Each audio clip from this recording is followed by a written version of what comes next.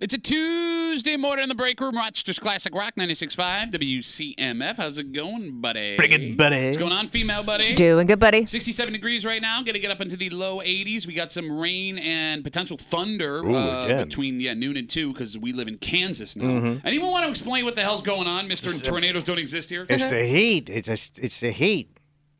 That's all you got? Thank you. It makes the air mad. It makes the air mad. Mad. I had to drive through the worst of it yesterday to get my daughter to ballroom dance because Wait, that when that storm hit? Yeah. So I was trying to get out. Just a quick story. We'll get into the actual show. I am terrified of tornadoes. Yeah. It's like one of my biggest things, right? And of course, once again yesterday, like 5 miles from my house, there's a tornado warning. Yes. Okay, so ballroom dance practice is at 5 o'clock. And it's like 4 o'clock. And we're supposed to leave at like 4:30 to make it there right on time because they don't open the door until 5 o'clock. So here comes the tornado warning. I'm trying to get the kids out of the house because I just want to get away from where we are. Like drive away, right? And as soon as I get in the car, the skies open up. I'm trying to drive in blinding rain, right? And it's rush hour traffic. And everyone else is doing like 30 miles an hour. I'm like, there's a tornado coming! Get the hell out of the way! Not fun. Well, I was watching Channel 10, and I was kind of happy because Glenn Johnson was telling me it's not safe to be on the roads while he's driving around, showing me the devastation. Glenn drives so you don't have to. That's it. Yeah, they do that every time it snows or anytime, the driving conditions are unsafe. They got to show you what the roads look like that you're not on. Here's the thing. I understand both of you are right Yes. about what you're saying. Although I do think there is some benefit to that because there are people who go, it's not that bad. I can't even see. Like if you can see Glenn Johnson driving, you now realize how bad it is. Right. You're right, but sometimes I don't think the video does it justice. Okay. You know what I mean? I'm like, I would look at that and be like, they don't look that bad. Right. It may do the opposite. He's doing it. Fair enough. Well, let's go from that to another story that got a little out of control. And when I say a little, I mean a lot of out of control. What happened? It happened over the weekend at the Brockport Walmart. Oh, what happened out there? It starts with a standard shoplifting story. Authorities say a man left with a large amount of meat that he did not pay for. Okay. And, we know from the shoplifting stories we covered before, the meat thing, big in the shoplifting game, right? Because they take it and they'll take it to like bodegas and different places, restaurants like that, selling on the black market. So a witness who saw the man steal the meat approached him in the parking lot. He's not part of Walmart. He's just a customer? Nope. It just says a witness. Hey, buddy, where you go with that meat? Hey, cut it out.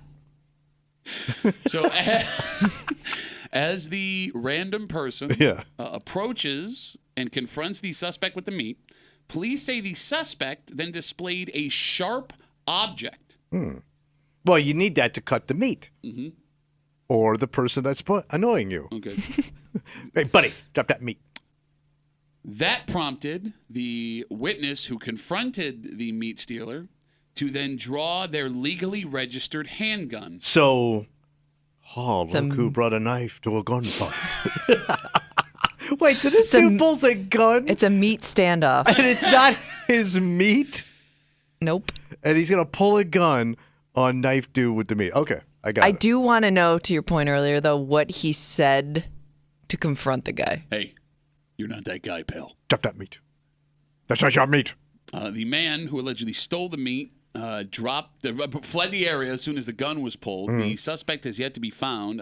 Anyone with information or video is asked to call 911 or email the Monroe County Sheriff's Department. Okay. All right, so what are you thinking? What are you This seems like a situation that could have gone very, very poorly. I mean, look, where I come from, there's an old saying, don't take it out if you're not going to use it. So the fact that the gun came out in a parking lot in Brockport over a meat standoff is insanity. So is he in trouble for pulling the gun out? It doesn't say he's facing charges. It well, says the guy did show the knife first. So he was threatened. Okay. All right, Yeah. and it's a legally registered handgun. So no, and I get it. Okay, you feel like you're in danger. However, my contention here would be you wouldn't have been in danger had you not confronted guy who stole Also meat. that. But you let these bastards just walk away with everything, Pat. All right, so let's talk about that. Phone number is 252-WCMF, 252-9263. And I only am reacting this way based on the fact that you had a knife and gun out in a parking lot in a Walmart in Brockport, right? It's a very scary situation. And broad daylight, nice day. Thank you. Beautiful day. Thank you. I want to know where the mind of the confronter is, because I think you might have hit it on the head. Yeah. I'm sick of this crap. Like, this guy's committing a crime, and we don't need criminals, and the police and the courts aren't going to do anything about it. Well, I'm not going to let this happen on my watch. I'm going to do something about it, right? Mm-hmm. But that guy walked up there. I mean, he knew he had a gun on him, so maybe it gave him the confidence. False sense of security. Okay, but he didn't know what the meat guy had on him. Right. Because, I mean, the meat guy had a blade. Now, if this Right. guy didn't have a gun, now he's facing down a blade here. That's a situation. Meat guy could have also had a gun. True. And that gun could have went off, and as we just saw recently, innocent people just going about their day get injured or killed. You got it. Like, I like, for some meat. Yeah, that ain't yours. Not your meat. And it's not even like he stole it from, like, the meat shop that's run by, like, The a small woman. business. Yeah, right? Like, this Yeah. is like, if we don't sell this meat, there won't be any Christmas for Johnny, right? Right, It's yes. a multi-billion-dollar international corporation. Yeah, owned by the richest family in the world. And they don't care about you, man. Like, if you ended up getting shipped in that parking lot because the guy that stole meat, like, they're not going to send you a Christmas card, send your family a Christmas card because you tried to defend their meat. Yeah, I don't think one of the Walton family members is going to be at the foot of your bed with flowers. Well, what are we doing, people?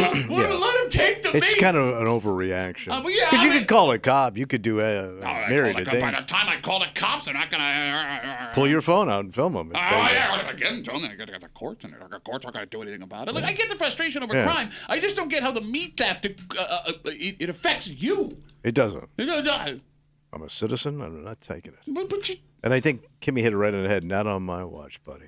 you're not watching. You don't have a watch. I'm here. I'm watching you, buddy. Nobody's- I'm watching you and I'm watching your black market meat. Nobody's scheduled you for the watch right now in this specific area. Like, I checked the watch schedule. Your name is not on it. I'm guessing, though, because luckily nobody was hurt in this situation, this guy considers it a win. Okay, so let's talk about that. Because Because the guy left the meat behind, he took off. Okay. You know what I mean? Anyone that's been in a situation that gets scarier than you thought it was going to be, sometimes can have realizations that they didn't expect to have afterwards. And, I mean, if we could talk to the guy who pulled that gun to protect himself from the blade from the man who stole the meat. Sounds like a children's book. Yes. He was the man that stole the meat. The man that stole the meat from the Walmart who pulled the blade on the man with the gun. This morning, does he feel the way, Kimmy, like you described, that he actually helped the situation? I think so. But funny part is, Walmart can't even sell that meat anymore. I was going to say, they're going to throw it out. Yes, you did nothing. Yes. You didn't even get the meat back. Yeah. And it's not like that guy with the knife ran away and was like, I'm never going to do this again. It's not like he was like stealing for fun. Yeah, right? a hobby. But like, I don't know, Kimmy, like maybe the fact that he had a blade pulled on him changes his opinion of being in that situation. I'm guessing once the cops showed up and he got to kind of be the hero of the situation, or what he thought was being a hero. Yeah, the defender of the meat. Okay, Yes. I stopped him and I scared him off. Don't underestimate people, Kimmy. Maybe this person had a realization. And It's maybe possible. Maybe there was a talking to from the cops, too. I'm sure that, I mean, the cops always say, let it go. Let it go. Yeah. Not worth it. They say that when it's your own stuff. Right. I mean, the cops will take care of it.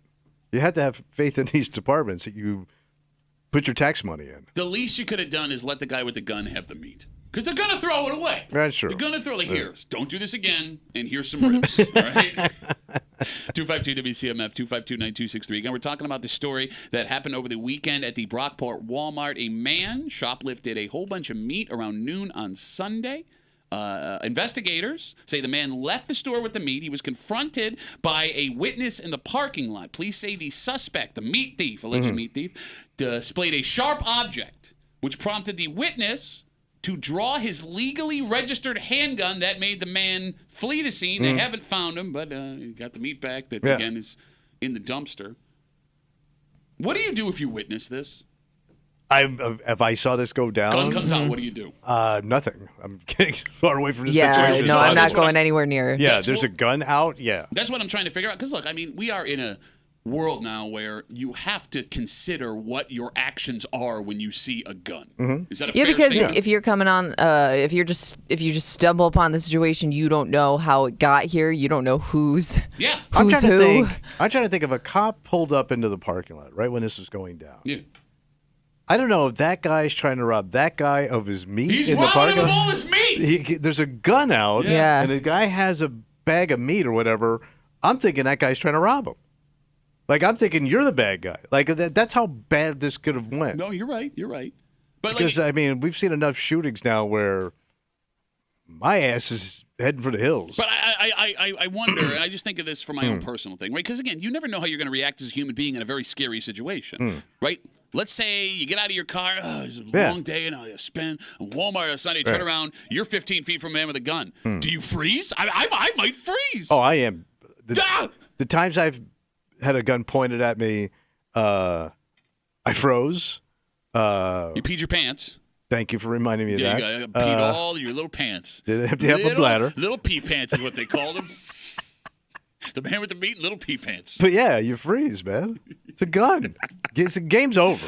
If somebody has a gun and I have 0 guns, the game is now over. You have won the game. You have won gun game. 252 WCMF.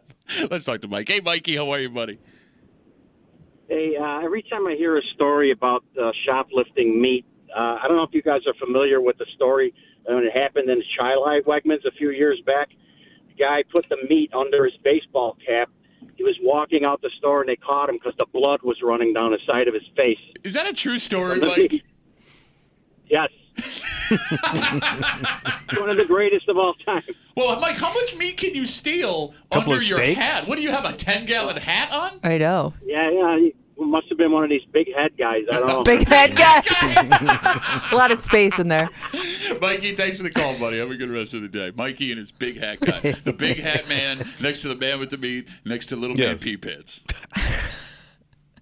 Like, and it is an unfortunate reality that you have to consider what you would do if you came across any situation where a gun was presented, right? But I guess you don't know what you're going to do until you're in that situation. No.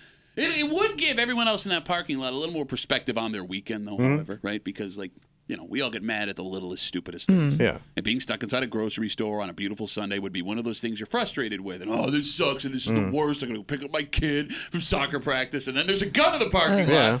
And you didn't get shot. Yeah. Pretty good day, turns out. You might have had to skip your Walmart run, though. So it doesn't say that they closed the store. No, but I'm saying, like, let's say I just pulled into the parking lot to get there, and I see this situation unfold. I think I'm pulling out of the parking lot. I don't think because I don't know what's going on inside in this moment. So I think I might be out on that. You have the luxury of having no children. You would go in after that? If I could get my grocery shopping done, what else am I going to do it? Go to another Walmart. Yeah. Brockport, where's the closest Walmart? Go to Tops. Go to Wegmans. Yeah. There's a Wegmans down there. When it's Walmart, if you're a Walmart person, you're going to Walmart. I don't know. I think I might switch it up that day. Yeah. Bro, you said yourself. So you could just like walk past this going on, going into the store. If there's a gun actively out, no. Yeah. But if I come across like cop cars everywhere. Oh, like the situation. Yeah, there's like a gun on the ground and there's like, the chalk around it or something, right? Oh, I mean, like, there's cops there? Yeah. Yeah, if the cops are there, then I'm fine. Well, even if but that might draw more. I don't know. You said yourself, Tommy, that the day there was that shooting at the Pittsford Wegmans, that would not have stopped you from going in. True. So then what the hell? Yeah. There wasn't even a bullet once the here. cops show up and the tape's out, and we're cool. You're going home, Kimmy? Go away. I Get think. your Well, stuff. like I said, if I just pulled in and I'm still in my car, I'm seeing this all happen. I think I'm out. I don't think I'm going to get out and walk into the store. Again, not really knowing what's happening here. I don't want to deal with it. Worst part of the whole story. What's that? I was there to get the meat the guy stole. Now they're out of ribs. Damn it. I know. And they're throwing it away. Just give me the meat. We got a dynamite. Just let it go, man. Yes. Not your meat. Dynamite, not your meat. Got to break them for you this morning here on CMF. It's Tuesday. You know what that means? Oh, it's that hot new segment. What's that called? Where's Kimmy hiding in the hood? Because she ain't going to deal with it. Kimmy's got her post from the neighborhood app. She's removed street names, town references. She's going to read it out loud. You, me, everyone that can hear us, we're going to listen. Have to listen. Because there are little clues you can pick up. And in doing so, we're going to figure out where they whine. And that's just after 9 o'clock. So set your phone alarm or stick with us. Also just after 7. You know, the greater Rochester area historically has been very accepting of alternative lifestyles. Oh, yeah. Fair statement? Yeah. So it means that this isn't all that surprising. Do another new lifestyle? It's not a new lifestyle. It's a lifestyle that's been around for a long time. But it turns out that we in this area are participating in it more than almost every other state in the union. Really? So we're number one. So much so that you and I both know multiple couples who participate in this. So it's a couple's lifestyle. Boy. Oh, yeah. Oh, that one? Oh, yeah. Kool-Aid Man. We'll get to it just after 7 o'clock here in the break room on CMF, plus a whole bunch more. But first, Tommy. Yeah. Our long national nightmare is over. What happened? Your Buffalo Bills rookies report to training camp today at St. John Fisher. Oh, wait. Camp starts today? Nope, you did not hear what I just said. I thought it was You just Look said me in the face. report to St. John Fisher. a week early. Coming out of my mouth. The rookies report to training camp today. So that means camp started. No. I just don't. What do they do? Let them go. They play Parcheesi. Really? That's not going to get them ready for anything, Pat. Okay. We'll get ready for Parcheesi tournament. Look. So it's at camp yet? No, camp starts the 24th. We'll get into it in a second, but here's what I'm trying to get at. All right. If you are someone looking to catch a glimpse of a Bills player in the wild, you will not have a better chance than you ever had in the history of Bills training camp than this year. And I'll tell you why. Okay. And we'll get into it next here in the break room on 96.5 WCMF.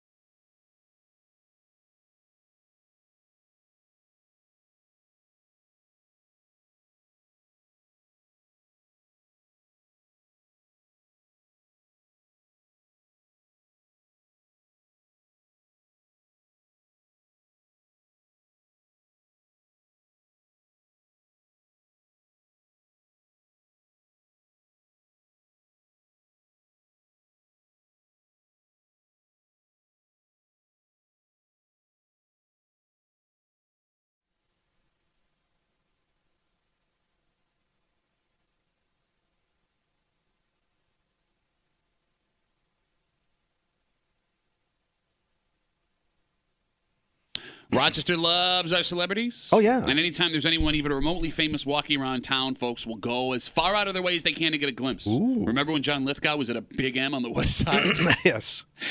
For those of you who are looking to meet your heroes or have your kids close to them, I got good news. What's going on? This year, more than any year in the history of Buffalo Bills training camp, Really? your odds of seeing a Buffalo Bills player in the wild might be the highest. Did you say what? Just like cruising around? Hanging out. All right. You're hanging out in the break room, Rochester's Classic Rock 96.5, WCMF, just after 6:45. I hate being right. All of us were right here in the room. What do we do? Well, there's a trend happening here in Rochester. Franchises of this specific type of food flooding the Rochester market, despite the fact that we in Rochester not only have a rich history of doing well with this kind of food, but still have a ton of fantastic restaurants that serve it. So we have enough. More than enough. Town's full. Okay. Okay. Wouldn't you know, What? one of the heavy hitters is no longer around. Oh, tanked. We'll get to it. Tell you who it is just after 6:45 here in the break room on CMF. Today is the day. It is official. Your Buffalo Bills rookies are reporting to training camp at St. John Fisher University today. Nice. So practice doesn't officially start until July 24th, and the rest of the team will be getting there at some point over the weekend, early next week, right? But to get acclimated to their first NFL training camp, get them moved in, implement new things for them, the rookie class will be moving in today. All right. And it's exciting. Sure. Not only because the NFL is back, which we've all been clamoring for, right? Not only because we get to see more of Keon Coleman, the Bills' second-round pick, who everybody has fallen in love with, but because, based on how the roster is built, hanging around Pittsford will absolutely get you a glimpse of something. So these guys, back in the day, they all went out and partied. Right. But that seems to be gone. Well, there's a reason why it's gone. Yeah, I understand. Yeah. So where am I seeing them now? Now, here's the thing. Oh, go ahead, Kimmy. I'm sorry. No, I was going to say the same thing. I mean, I don't know how often they're getting, Off-campus. off campus and out to socialize. It's not so much. Because it kind of seems like they avoid that at all costs. Which is understandable. Again, with social media and videos, anything, any weird picture interaction that goes viral can hurt your career. It's not about socializing. It's about necessity. So am I going to see them? Well, so here's the thing. The Bills have had a veteran-heavy roster the last couple of years. But in the offseason, Jordan Poyer, Micah Hyde, Mitch Moore, Stephon Diggs, guys that have done Bills training camp over and over and over and over again, they're gone. Right. And they're welcoming in new, younger guys to try and fill those roles. And those new, younger guys have never done either A, an NFL training camp before, or B, a Bills training camp before, which means they're walking onto the campus of St. John Fisher University not knowing what they're going to need. Okay. If you want to catch a glimpse of Bills players in the wild, Where do I go? suggest over the next 2-3 days, you go hang out at Marshall's and TJ Maxx. Oh, because you're going to just be shopping for clothes. They need pillows. They need sheets. They need garbage cans. I'm not kidding. So the NFL doesn't give them this stuff? No. You got to go buy your own, and then I'm going to possibly cut your ass. So they may have college issued sheets and yeah, pillows. but they go. I forgot where I saw this. Somebody had done a special on it at some point a couple years ago of all these guys, and they will just come and completely furnish a dorm room in the short time they're here. TVs, they'll go out and buy a brand new Xbox and stuff, gaming chairs, whatever they're gonna need for the next few days. They have no problem just going out and loading up. So the problem is with your theory. Sure. I don't know what these guys look like. So I'm just going to have to look at random big dudes buying things and go, excuse me, sir. Well, How is that different than any other time you've been shopping? Well, I was looking to you for direction. Pardon me, sir. You're a big old guy. I'm sure. Because if you see a big man, you're just going to assume that that's a football player. And rookies, they look so young. Yep. You know what I mean? Young and It big. could be tough to Fresh tell, out of college. if they're a professional athlete. This is why Pittsford, this is one of the few times where being in Pittsford benefits you.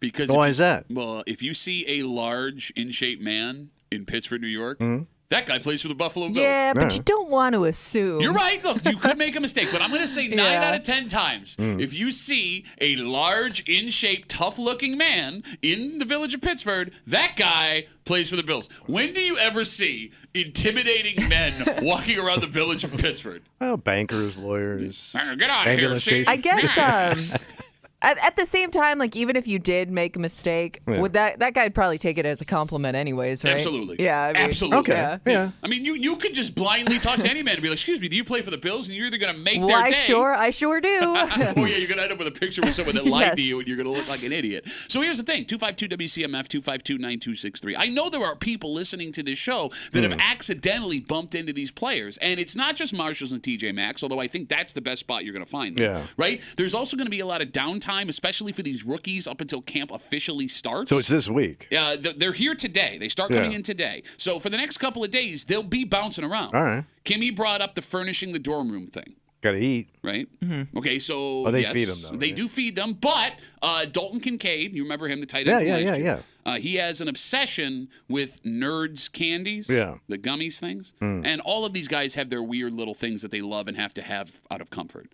They're going to be at that Pittsford or East Rochester Wegmans looking for that stuff, loading up on that. Okay. Just set up a nerd stand. Well, I mean, not so much. It's a nerd's trap. My daughter did that. Remember, she trapped with the that's nerds right. and got an autograph out of him last year. But Kimmy brings up the dorm room furnishing. Where's the nearest Target and Best Buy to St. John Fisher? Is it in there's not. I think is Henrietta closer? I think Victor. Eastview? It's about the same. Yeah. I mean, you could go either direction. It's about the same amount of time. So either the Best Buy in Henrietta or the Best Buy in Victor, that's the place to go. The Target in Henrietta, the Target... Or You just hang around? Yeah, I mean... Waiting around? What else you got to do? Yeah. Like you can get a picture with all these guys. But you'd have to, like, it would be so weird, like, hi, you may be famous one day. I want to meet you. Because, like, you're not famous yet. Yeah, like that, but you We're wouldn't talking about say the rookie class. Right, Yeah. so I don't know you. I don't know Yeah. your name. I would have to, like, introduce myself to you, ask you who you are. That is the beauty of Google now, though. If you're not sure. But You'd have to have it. Well, you could follow them around, creepily follow them around the store. Now I'm and a look private detective. I bet you people do that all the time. I mean, I don't think it's out I there. think people lose complete self-awareness whenever they're surrounded by somebody they think could be famous. You know what I mean? That's a good point. Also, if there's one thing we've learned, at least during the Rex Ryan years, Bills players love the Cheesecake Factory. Oh, I forgot about that joint. Robert Woods, Tyrod Taylor, Sammy Watkins. It's got something for everybody. Bro, that menu. It's the best menu ever invented. It's a New Testament of dinner. How do you have that many things in the kitchen? Yeah. But you're going to find something you want. Sure, Oh, yeah, yeah. absolutely. How about my wife one time got enchiladas at the Cheesecake Factory? Probably delicious. No, I mean, they tasted fine, but like, what are you doing? Well, all the thing, you get a cheeseburger like American. Get enchiladas, this famous Latin kitchen, the Cheesecake Factory. 252-WCMF, 252-9263. We got Facebook messages coming in again, talking about how this year, more than maybe in the history of the Bills ever being at training camp, your chance of seeing a Bills player out in public is probably the highest based on the fact that they have a ton of young players that have either never done an NFL training camp or done a training camp with the Bills, which means when they get there, they then have to go out and get the things they didn't know they needed: pillows, blankets, TVs, PlayStation 5s, big old bags of nerds, which means the TJ Maxx and the Marshalls and the Target and the Best Buy and the Wegmans and the Tops and all those places are going to be chock full of them. Let's talk to Rammer. Hey, Rammer, how are you, buddy? Good morning. So, are you still living in the 20th century, Duffy? I mean, I would expect this from Tommy, but they don't need to go anywhere. Oh. You got same-day delivery. You can call, get online, and Walmart will bring you your nerds in an hour. I mean, Best Buy is going to send you with a Uber delivery thing. It's got a Amazon. Do I live in the 20th century? Did you get your Uber delivery thing today? Have you downloaded the I Uber delivery thing? Amazon will literally come in and set up your new Xbox for you. I mean, come on, they don't need to go anywhere. I think the only thing you're going to see maybe is like the TJ Maxx or the Marshalls. There you might have a point, but what do they need to buy there that they don't already have? I think you're underestimating cabin fever when it comes to nothing really to do for 5 days on a college campus you've never been to before. Well, I mean, define nothing to do. You're going to be practicing all day. I mean, how do you feel when you're done working out? Are you going out shopping for new kicks? Well, I don't know. Yes, actually. But no, here's the thing. Like, the first 5 days, it's just like implementing stuff. Yeah, it's not like the hardcore practices that you see publicly, right? And they're kids. Right. Again, I think they're going to have everything delivered. Okay, Right, Rammer shoot says, that in the ass. hey, you want to go see somebody sucks? Too bad.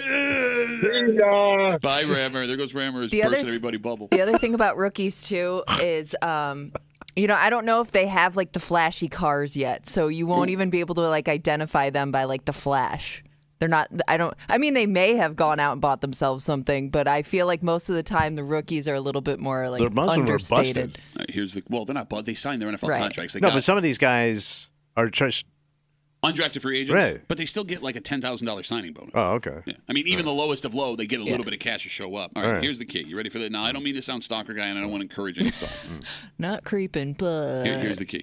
If they're just out bumming around looking to buy stuff, if they're wearing any kind of college attire, that's a Bills player. Yeah, and the more, especially Southern colleges. Most of these guys come from the South. You mean like Cole Bishop, Utah? Okay, you're gonna find one. Well, you're gonna tell me most NFL players don't come from Southern colleges. All over the place. Kimmy, pull up the Bills rookie class this year, and we're gonna do it because you keep doing this all the time. LSU, Clemson, Southern Ball, Southern Mississippi State, Southwestern Arkansas, West Memphis. Who won the national championship this year? Oh, Michigan. Yeah. Oh, that's Southern state of Michigan. Who won it all the other times? Nick Saban. Alabama and Clemson. They've been running the table for years. I stand behind the SEC, sir. You don't even know who the SEC is in the SEC I know anymore. who is. Who's in the SEC? Kentucky, Florida, Okay. Alabama. We're going to sit here and name the SEC? And some Mississippi states, and possibly Arkansas. All right, Kimmy, let's go through the colleges of the rookies. Ready? So, Southern Ball, let's go. Let's go. Okay, you got Keon Coleman, Florida State. It's Southern, okay. Now, you don't get more Florida than Florida State. Cole Bishop, Utah. Utah, not Southern. Southern Utah. That's not Southern. Utah's West. And that's West. That's what I just said. Dwayne Carter's Duke. Southern. No, hold on, but it's Ivy League Southern. Does that count? That's still in the South. You would not. That's like and that's smart not Southern. Ivy League. It's the Ivy League in the South. It's like, bro, it's one of the First best of all, colleges in the country. Vanderbilt is the Ivy League of the South. Oh, shit, I went to Nashville. It's the hard. I saw a T-shirt in Nashville. Ray Davis, Kentucky. Cedric Van Pran Granger. Best name of the draft, by the way. Cedric Van Pran Granger.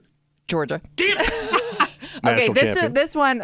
All right, I'm gonna screw up this guy's name because I know that there's a way to say it and it's not exactly how it's spelled. Edifon Ulafosio. Yeah, I know. I've been practicing that Edifon one. And I'm not sure if I said that right, but he's from Washington. Ah! And then the next one, Javon Solomon, Troy. Ah! Where's Troy? It's in Alabama. It's also Southern Ball. Teelan Grable. You're not doing great. I know. UCF. Central Florida. Oh. Dickwan Hardy, Penn State. Penn State. Ah! Okay, fine. We had a lot of Southern guys. But it doesn't necessarily mean Southern Ball, man. But if I see somebody walk around with something like LSU, I'm thinking, Okay, fine. I don't see any Southern College logos in this town. LSU may not stand out, but like a very small Southern college, I may think twice, like before looking at this list. Troy? South Georgia. But that's what I mean because you don't see a lot of that around. You just made that up. Nobody said South Georgia. So specific. We got Instagram messages coming in. Carrie Ann writes us, a few years ago, Leslie Frazier got his oil changed at my daughter's boyfriend's shop, and Leslie offered him camp tickets. Pretty sweet. That's pretty cool. Very nice. It is so exciting when you realize you recognize somebody that's famous somewhere, right? Like, it's just like, ooh. You get those like, yeah. There. Do I say something? Should I say something? So who's the big receiver we got from Florida State? Keon Coleman. So he's the one with the big personality, really funny. Yep. So that guy big would you stand can't remember out. his name. No, but I She literally just said his name. I know, but she said it with she just said it with a bunch of other names. It's like reading a phone book. Yeah, you forgot Dan Smith. So he would stand out with that personality for sure. Yeah, I think he's going to be the number one guy people recognize right now. And he's the new big star. Yeah, he also seems like based on his Instagram and TikTok that he likes to go out and have lunch. Did you see that video of him playing credit card roulette with his buddies after breakfast? God, it's so funny. Oh. I love this kid. I don't care if he can play ball. You want him to work out so bad. I have resigned myself to the fact because we know how Sean McDermott is. He brings rookies along slow. Yeah. And, rookie wide receivers in the NFL have the lowest success rate of any draft pick. Oh. That being said, I don't care if he can play. I already love him like he's my child. I love that. I love that man. He looks like he's a lot of fun. Yes, he does. So if anyone talks to him, tell him, like, hey, I'll pay for breakfast. Yeah, we can go hang out. You want to be friends, Keon? I might go up to him and go, hey, you can have all that delivered right to your door, with Uber Eats. You can get all your Skittles. All right, let's take a break. We tried to warn you. And it sucks being right when the right means that there's places closing. But this was going to happen. And by the way, it's not done. This is not done because there are far too many of these for Rochester to support, Oh. especially when they shouldn't have moved in the first place, because not only do we have a rich history, but a large tapestry of restaurants that already Tapestry. do this well. We'll tell you what we're talking about and what business, major franchise, national, is no longer operating in Rochester. Next to the break room on 96.5 WCMF.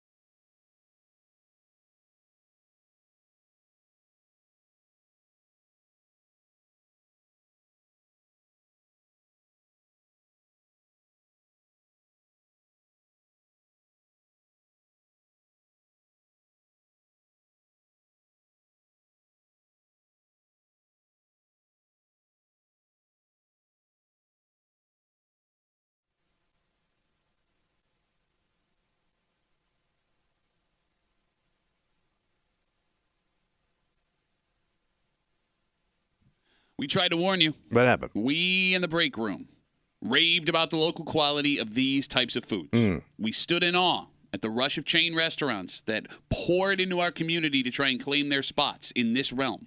And we predicted things would not go well for most of them. Well, What happened? what do you know? We were right. And the collapse may have just only begun. Really? You're hanging out in the break room, Rochester's Classic Rock, 96.5, WCMF, just after 7 o'clock. Rochester has always been very open to alternative lifestyles, right? Yeah. Just letting people live the way they want to. So it makes sense that we would be in this area this high in the country for this specific alternative lifestyle. Okay. That being said, I do think it's important that we as a community try and understand why we, above almost every other spot in America, are a breeding ground, both literally and figuratively, for couples that like to do this. Oh, it's a couple thing. Oh, it's a couple thing. We'll get to it just after 7 o'clock here in the break room on CMF. The last Jimmy John's has shut down in the greater Rochester area. Wow. The final Jimmy John's location stood on East Henrietta Road in Henrietta. Story in the DNC says, late last week, and I quote the story, the store abruptly went dark, which is a very poetic way to say the sub shop closed. Yeah, he said it kind of dark. The flame of the broiled grill was extinguished, and the hearts of Jimmy John's were set free to find subs of other realms. So I know a chick that ate so much of this, it became her nickname. Who are you talking about? I did eat a lot of Jimmy John's in college. Because To the point they delivered. called you Kimmy John's? Yeah, they delivered. So it was just the easiest option. Especially it was one of the few places open like late night. How are you not 300 pounds? She's more. just my metabolism. She's Slimmy John's. But you wouldn't think like I didn't eat skinny all the girl time. ate. You It was got like a it was like nickname. it was like a drunk snack. How much were you drinking where it became like your name? Probably a lot. I love how this immediately became like you ever see that show Intervention, right? Where it's like, well, who are you talking about? Yes, I eat Jimmy John's 5 times a day, every day. So at one point, Jimmy John's had 6 locations in the greater Rochester area. Yeah. But slowly, one by one, Monroe Ave, Collegetown, Ridge Road, and Webster, this location, they all shut their doors. Yeah. And this is something we in the break room saw coming. We talked a few months ago about the stunning amount of chain sub shops that have opened locations in the greater Rochester area over the last couple of years. In fact, one of them just opened. It's called Primo Hoagies. It's in Collegetown. Have you guys I saw seen this? that. No. Okay, brand new. I've never even heard of this thing. I've never seen an ad for it. Yeah. Yeah. So I know we have Jersey Mike's. So Jersey Mike's is still in town. Right, it's There's right quite by a the few Whole of those. Foods. Yep. So, I think there are a few. but it's like Jersey Mike's by the Whole Foods is the most suburban white-ass thing you've ever said. and behind the Starbucks. You go Yes, to the he's Jersey right. Mike's behind the Starbucks next to Whole Foods. But I don't know how that place is going to make it because you can't even see it from the road. Like you had to literally pull in to see it. There's no sign. Well, I heard in a phone call in the most popular radio show in Rochester, you don't even have to go to the place. They'll just deliver right to They'll bring you. it right to your house. Deliver right Right. to your house. But here's the thing about your Right. Jimmy John's and your Primo Hoagies and your Subways and all the other sub shop chain places that existed.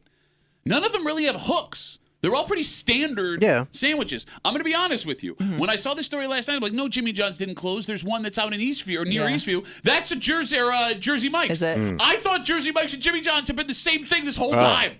Well, I was surprised that we had so many Jimmy John's because I thought Jimmy John's originally was like mostly just in college towns because they were cheaper subs. Who knows? Was that their hook that it was Yeah, inexpensive? well, at the time, and I remember we didn't have one here for a long time because I always thought like they were just in like those specific places. I didn't see a need for them here, which I guess makes sense now. Well, it seems that every franchise sub shop in America decided to descend upon here, and it's become a problem because Rochester has a rich submarine sandwich history. Oh, yeah. DeBella's and Amel's, the Italian and Jewish bakeries, one by Rubino's. one that still exist. Rubino's, thank you. The pizza places that'll make you a kick-ass sandwich. Wegmans, Tops, Honeyway Falls, Men and Meadows Marketplace. They got great subs. We don't need that many options for a sub. No. Man. And it was just a matter of time before they started to close, before the sub bubble burst. The subble, if you will.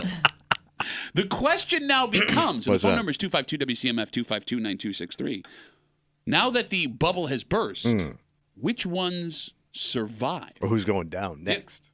Yeah. I mean, the good news is, none of the local places are going down, right? Those are going to stay. I would think. I would think like that's so ingrained in our.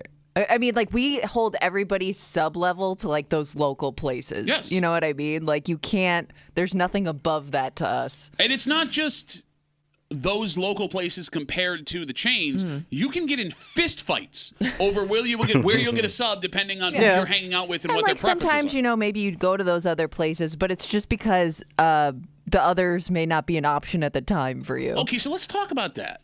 I am always curious who is standing in line at a Subway or a Firehouse Subs or a Phillies Hoagies or a Primo Hoagies or a whatever. Could just be a convenience thing. Okay, but there's like you said, there's so many local places, DeBellas and Pellegrinos and Rubinos and You can go to Wegmans and get a DeBella sub. Okay, but that line. Yeah, I mean, but then you got to go into Wegmans. Why you know do what you I mean? always want to have that argument? It's not the same sub anymore. It is. They bought it 25 years ago, man. It's the same sub. You're going to tell you Wegmans makes a subpar When's sub. the last time you've been to DeBellas? When Nixon was in office?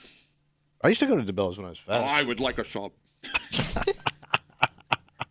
I did like when Salvador's opened up their sub shop in their pizza joint. They got good because but I could also get French fries with my sub. Good One thing, most places I can't get French fries with my. I don't want a bag of effing chips, with you, man. bro. I'm not on a picnic. Preach, Tommy. Give me some. I'm going bad here. I want to go all the way. No, you're right. I want to get strung out on grease.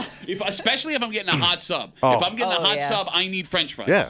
And nobody does it. Philly Steakout doesn't. Yeah, but I mean, like, it took Salvador's to crack the code. No, but like even I'm with you, man. Like the fact that DeBellas won't fry me fries bothers me, but I still love DeBellas. The fact that I don't want potato salad right now. Thank you. No, but my wife. I'm good for some mac salad. See, no, that's a woman thing because my wife loves that too. Like, I do. get the salad. I don't need a fry. Nah, right now I'm going all the way. Thank you. 252 WCMF, 252-9263. We're talking about Jimmy John's. Their last Rochester location has shut down. The East Henrietta Road location in Henrietta. It's done. They once had 6 locations here, but they're all gone. And this is because the subble, has burst in Rochester. All of these chains flooded into the greater Rochester area, and we have so many good local places with such a rich history, we cannot support all of them. I am surprised that Subway is still as prominent as it is. Well, they're like McDonald's, man. They just got so much.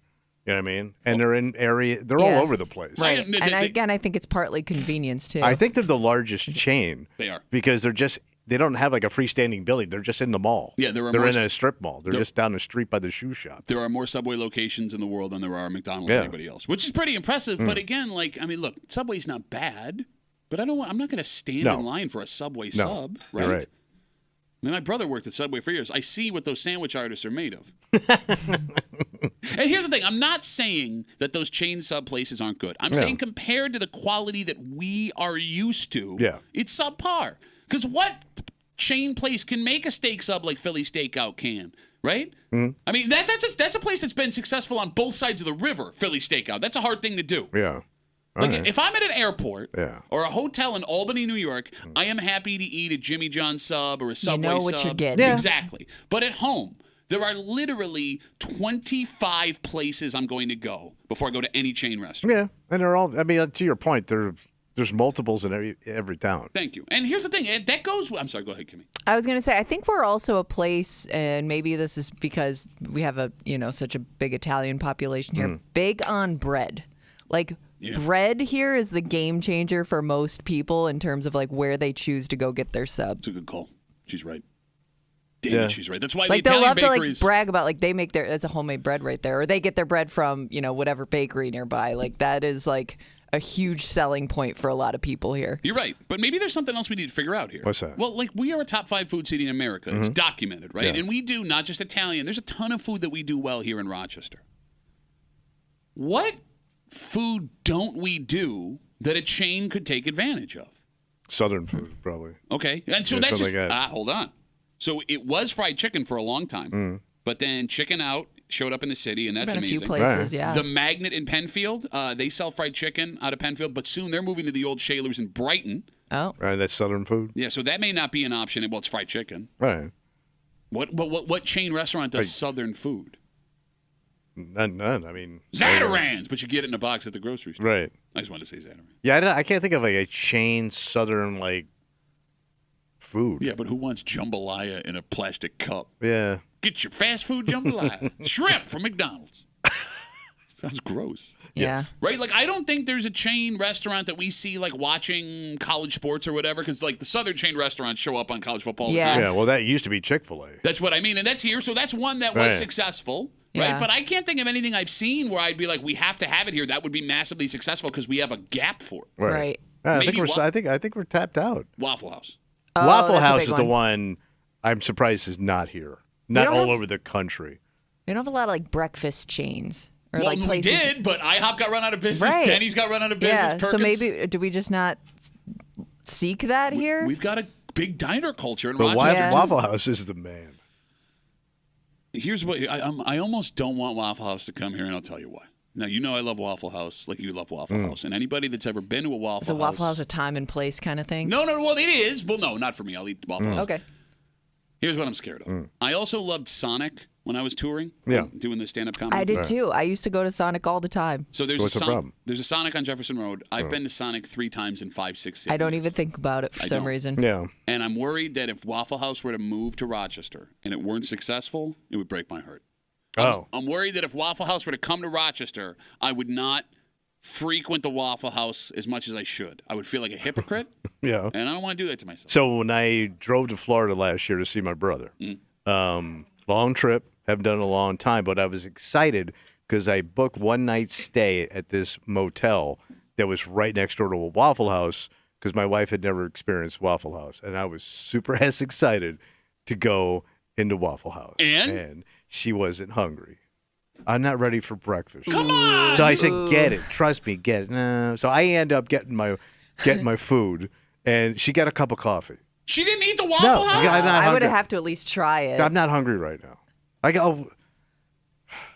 That would have caused like a fight for the rest of the week. Well, her thing was, well, let's stop later, and I know how that's going to go. No, let's just go. Let's just go. I want to get there. I want to be done with the road. So just blow past 9,000 Waffle Houses when I had one right there for us. What did you get?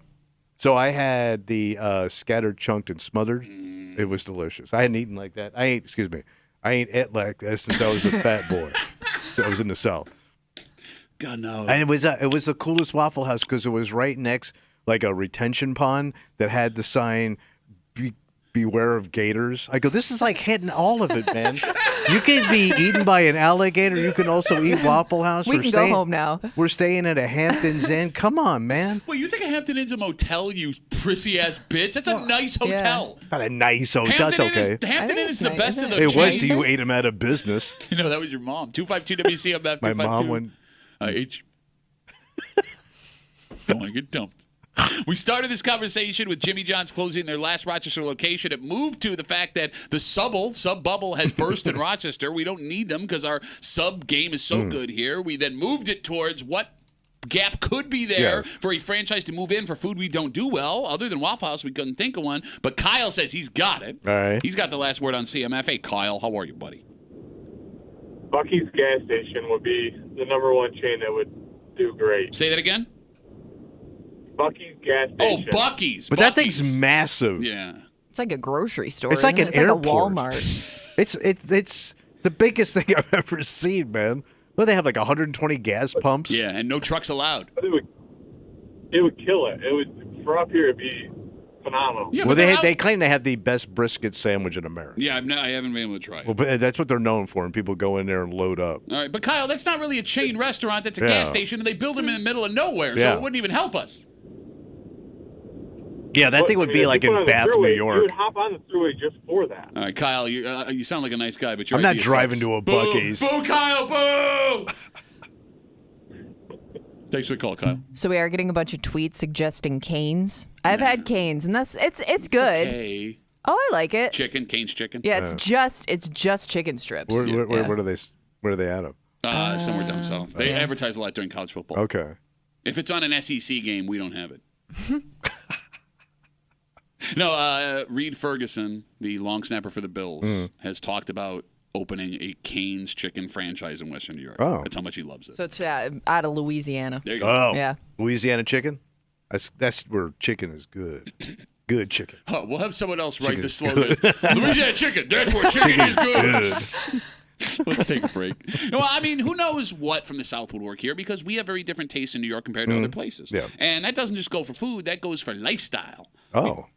This alternative lifestyle, and maybe I'm even saying that wrong. Maybe this isn't an alternative lifestyle. I don't even know what is defined as an alternative lifestyle anymore. But we in this region apparently are into it way more than almost any other place in America. Really? Number one. And what about our communities breed, both literally and figuratively, this type of lifestyle over any other place?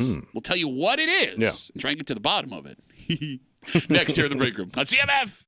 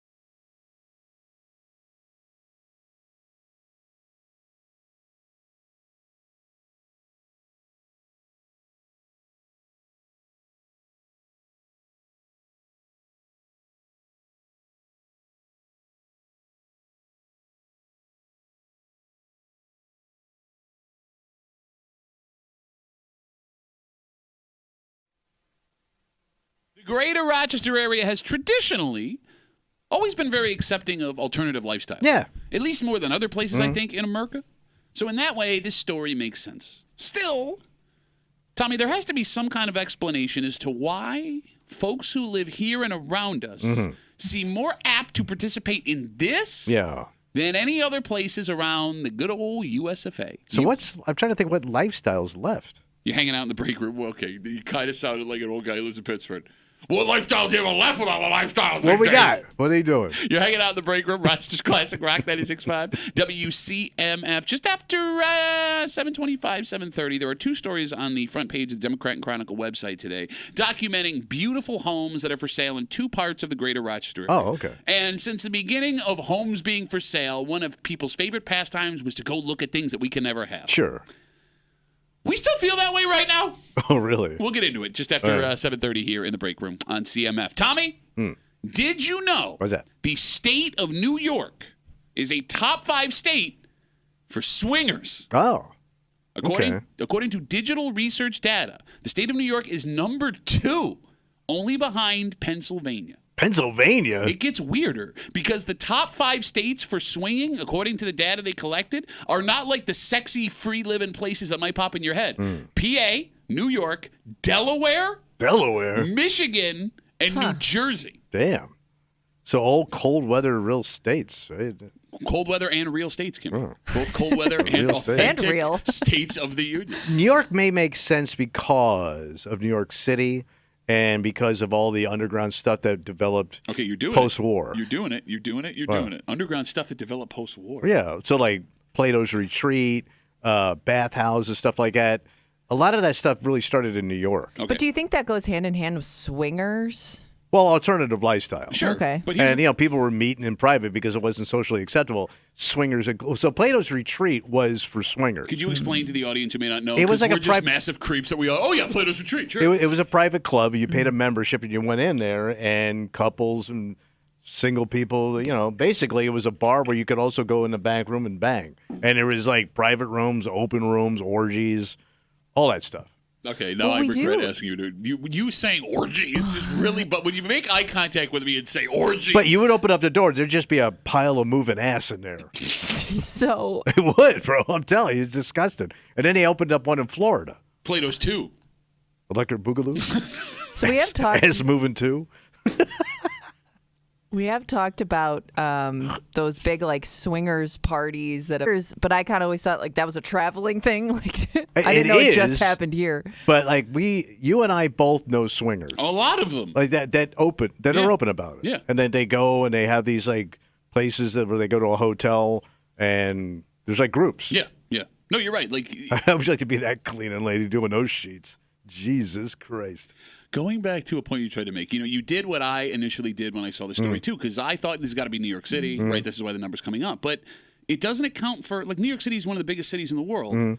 What's the New York City equivalent to Michigan or Delaware or Pennsylvania? To me, I look at those stories and I see this more of an upstate thing than a downstate thing. Yeah, based on the other states. Not to mention the fact that the rate of marriage is higher in upstate New York than it is in downstate New York. You have to be in a relationship to be a swinger. Yes. True. You know what I'm saying? Is there anything from our culture here in the greater Rochester area that would take us down this road? 252-WCMF, 252-9263. Because, Tommy, you know this as we're talking about history and things. Upstate New York has a long history of out-of-the-ordinary sexual groups. You had religious and spiritual movements that promoted both the sharing of sexual partners and complete abstinence at the same time, like next to each other. All right. And some of them still are in operation. For example, Tommy, you're familiar with Oneida Silverware? Yeah. Do you know how that started? I don't know. You don't? Where are they putting the forks? So the silverware is still produced to this day, but Oneida started as a religious community that promoted free love, and they believed in what forks and knives. They believed in what they called complex marriage, meaning every member of their community was free to have sex with everyone else in the community, and it was encouraged. And that was happening in the 1870s and the 1880s. Damn. So now Oneida, the group, fell away, but they kept making the silverware. All right. And I guess in that context, a married couple meeting up with another married couple at an Applebee's to see where this goes isn't all that crazy. All right. So maybe he got its origin. But I bet you if you ask the average swinger, like they wouldn't know that story. You don't think so? No. I mean, you had to research it deep, and you knew swingers. I didn't know. I've known that for years. I don't know did? why I know they don't know the silverware Never. with swingers. Yeah. Again, nothing now. Yeah.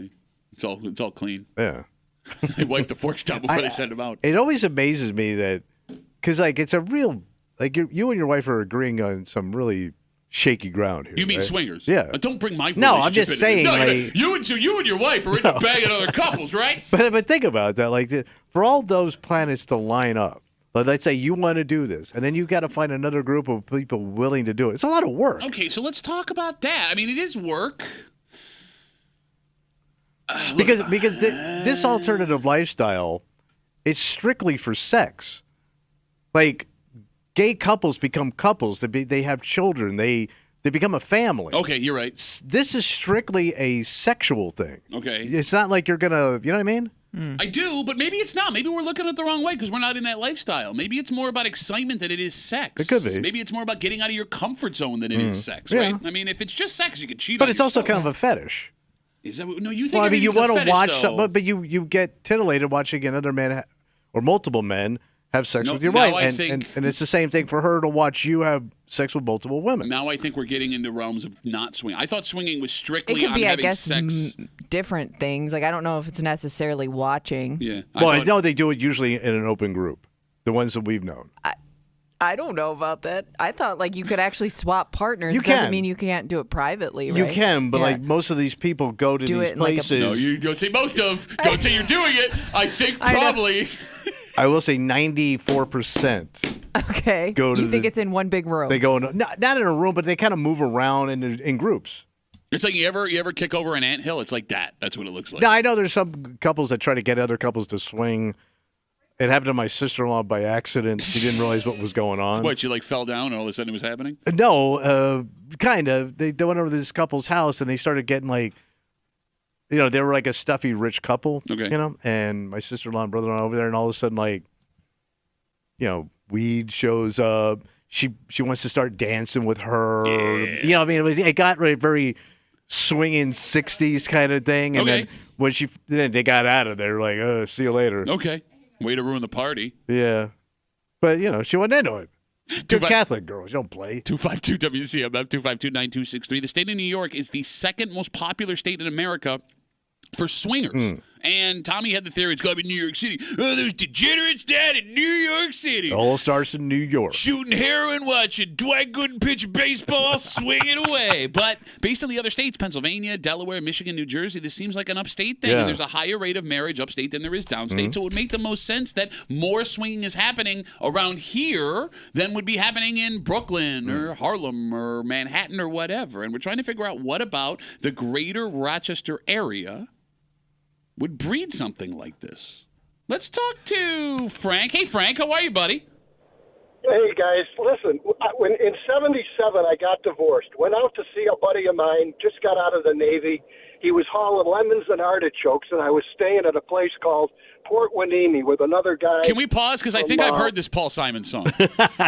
All right, now, so bottom line, I spent 2 nights in a commune at the Malibu Hills, north of Malibu. And these things don't work. These fooling around with everybody. You didn't want to watch But- Charlie Manson have sex with 6 chicks? Yeah, that era and that around there, right in the Yeah. back, up out there. Well, anyway, these things don't work. One person would be working, one person would be taking care of kids, one person would be foraging food, one person would be doing that. But when they were sleeping with each other, everybody was sleeping with everybody else, and you'd get jealousy entering into the whole thing. And that's why these communes didn't work. They can't stay together. There's It's like always Jimmy somebody John's. that's trying to screw around with somebody else, Yeah. and it just does not work. It doesn't work. And I spent 2 nights fooling around with them. It was fun. But I was only there for 2 nights. And it was fun, but you can see why things don't work. Man, what a cool time to be alive, though, man. You went to It was. California, Well, and you went to a commune, and you got laid. And he left with free artichokes. Yes, and lemons. What a time to be alive, man. Well, I had just gotten divorced, and I was invited out there. I was looking for Linda Ronstadt, to be honest with you. Kimmy doesn't know who that is. She was living at the Malibu, whatever the hell it is, and she frequented this bar. It was a country western bar, and I went into there a couple of Desperados. nights. He actually was talking. I thought you were just kidding, Frank. Hey, Frankie, listen, I got some folks waiting on hold who want to talk about their experiences that I want to hear. But thank you for the call, man. I really appreciate it. All right. Take care. Who's Linda Ronstadt? Do you ever hear the song Desperado? Yes. That's her song. Okay. Kind of. No, it's her song. I mean, I know it's her song, but it's I know not the really Eagles. her song. Yes. Eagles took it from her. Took it from them. All right, 252-WCMF, 252-9263. I want to commend the brave folks that have called. Okay, these That are are sitting on swingers? hold. Well, I mean, they say they are. They They raw have ass tried this swinger. before. Again, talking about What? New York is the second most popular state for swingers in the United Hmm. States. Bob is on CMF. Hey, Bobo, how are you, buddy? Good morning. What's up? So yeah, me and my wife have been doing this for the past, off and on for the past 6 years. Wait, this Bobby 20 Butts? years. Where you been? Yeah. Listen, it's the experience, like you said. All it is pure sex. It's nothing. We form relationships with the other couples. A lot of times we'll meet out. It's fun just to hang out and everything else. It doesn't always lead to sex, but it's just a good way of kind of experimenting, doing things, fantasies, things like that. That's maybe you can't just do by yourselves with your wife. All right, can I ask you a couple? I'm sorry, go ahead, Kimmy. No, I was just going to say, how do you, because you're saying, you're almost this is a friend group in a way. I would have a tough time separating, friendship from, what goes on in the bedroom. You know what I mean? Mm. It's honestly, it's a kind of a small part of it. I mean, a lot of times you got to, again, I think Tommy said, you got 4 people coming together that you all try to agree on this. So you got to get to know each other, get comfortable with each other, things like that. So it's, you do get to know them. We got a couple that, we'll go just, have dinner and stuff like that, and it doesn't lead to anything. It just, we enjoy each other's company. So, you paid for mozzarella sticks, you didn't even get anything out of it. Oh, we got gooey. Right? Seriously. So, have you watched? Why are you yelling? Hey, Bob, I got a question about you. You were saying, Tommy. So, have you watched? Tommy's really trying to get this point across. Well, I think it's an important point. Do you watch other men have sex with your wife? Yes. And it doesn't bother you? Also, while I'm doing it as well. Okay, and so you're all looking at each other. Yeah. And it doesn't bother anybody. I'll tell you, most of the time, it's not a big group thing like you were talking about. Yeah. 2 couples. But you are watching each other. There are parties that do that, but I would say that's probably less than than the norm. We got a buddy that caters those. Can I? Nothing but mozzarella sticks. Can I ask some adult questions now, Bobo, if you don't That mind me was an asking? adult question. Hey, Bob, I got a question for you. Bob, so who broached the topic at first, and what is that conversation like when you want to go down this road? So I had heard about a hotel party, Halloween hotel party. That's where I kind of hey, this sounds kind of ridiculously cool. And I broached it with my wife. She was skeptical at first, but we kind of set down ground rules of what was going to happen, what wouldn't happen, and that's the biggest thing. It's communication the whole way. If you're not on the same page, that's where things get screwed up, and people feel cheated and things like that. Have you ever been disappointed when you felt like your wife got the better of the deal with a couple you've been with? Oh yeah. I mean, it depends on the situation too. I mean, again, we've gone to hotel parties. There, you're meeting 50 different couples. So, sometimes there might be she really likes that gentleman or the female or vice versa.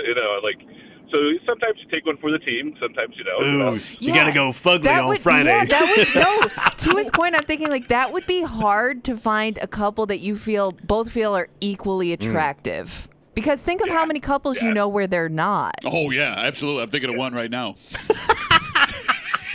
Where you would... It definitely does happen. So but again, that's where the hotel parties are nice because you're meeting so many couples at once. So, Bob, do you then... it's like the golden corral of people. So, Bob, you keep scoring your head. You keep scoring your head of okay, she got a hot one, so now it's my turn to get one that's better looking than the husband? No, I don't think it's necessarily, we don't say that tit for tat type of thing. I mean, it's, if she keeps getting ones, then I'll probably be like, okay, this one's for me. Okay. All right. Well, Bobo, thanks for being so honest, buddy. I really appreciate it. Yeah, no problem. Have a great day. All right, there goes Bob. I would think it'd be hard for most couples to get into swinging just because you would have a tough time agreeing on who to swing with. Right. Yeah. Yeah. Because there's nothing that says. I don't know how picky you can be because I don't know. I guess finding other people to do that with and having that agreement would be tough. Yeah, the level of comfort you would have to have as a couple to do that. Not only with each other, but with the people that you'd be swinging with. Right. That's a lot of comfort. So we knew a guy on the old show, BJ Shea, that he talked. I know. I just tell you old stuff. So he decided he wanted to go down this road. You have such a loud big mouth. You're yelling so loud he can hear you all the way in the Pacific Northwest. But he tried this, and it didn't go well because of jealousy, immediately. Yeah. And then he really regretted even going down. They say, experiment. Well, he kind of regrets it. Well, okay, so I want to read some. Because it's a taste, literally, you'll never get out of your mouth. The swinger taste. We got it. I do want to read some of these Facebook messages that are coming in. Stacy writes us on Facebook again talking about how state of New York is the second most popular state in America for couples that swing. She says, my ex-husband and I, Stacy, were propositioned by two couples out of the blue when we were together. Both times we were invited over for drinks. Both times the woman started to try to do stuff with me. Sounds like your sister-in-law. It was like there was some kind of playbook. We politely declined both times, but we did end the friendship with those people. That's a ballsy move to try it out of nowhere. Well, that's what happens. And then, it's... Well, but like Bob said, they went to parties at first, right? And then they could, at least they kind of introduce themselves to it. But I would assume that it would be easier to find couples that are into that lifestyle before you met them, as opposed to hey, let's just throw this out there. Yeah. I see what you're saying. So this guy asked me to leave his name out. He writes us, my wife and I tried it once. She didn't like it, but she didn't tell me she didn't like it until I asked if we were going to do it again. The act of doing it didn't cause problems because we were both curious. Me wanting to do it again made her feel insecure and inadequate, and it was a big problem for our marriage for a little while. I could see that. But why wouldn't she say she didn't like it? Because if you say you don't like it, you're not going to ask again, right? But he did dig it. That's what I'm saying. But you're kind of setting a trap for me here to hang myself. Yes. Yeah. This other person has to remain anonymous. We'll read this last one. We'll move on. This is a lady. Wow. She says, my husband and I have been part of this lifestyle since COVID ended. We wanted more excitement, and it's been a fantasy of both of ours. The experience of swapping is very exciting, but we found it's also made our sex lives together when not swapping more exciting. Oh, more exciting. My husband says he feels more competitive, which makes things better for me. Okay. Because I thought it would go the opposite way. I thought it would make your intimate, or you and your partner together. I would think that would make it boring because you're used to going off on these adventures together. I would have thought the same thing, but I guess the logic of this woman's husband, I gotta do better than the guy that was doing it before. Okay, but that's still my wife. I think more guys. I definitely think more guys would realize they have a tough time with this. They like the idea of it until it's happening, and traditionally men are just more possessive over their significant other. Yeah. Okay. All right. Well, it's nothing I'm ever going to find out about. Yeah. And poor Kimmy's husband isn't ever going to either. Let's take a break. This has been a pastime of Budinsky's really since homes started being put on the market for sale. And that might be changing because there's two stories on the front page of the Democrat and Chronicles website this morning that detail two homes, extravagant homes that are for sale in different parts of the greater Rochester area. Yeah. And I used to love to click on these things. And Kimmy, I know you were curious about it before you bought a home, and you want to take a look at, Tommy, what these other people are doing and things you could never afford. Sure. Do we still feel that way right now? Oh. We'll get into it next on CMF.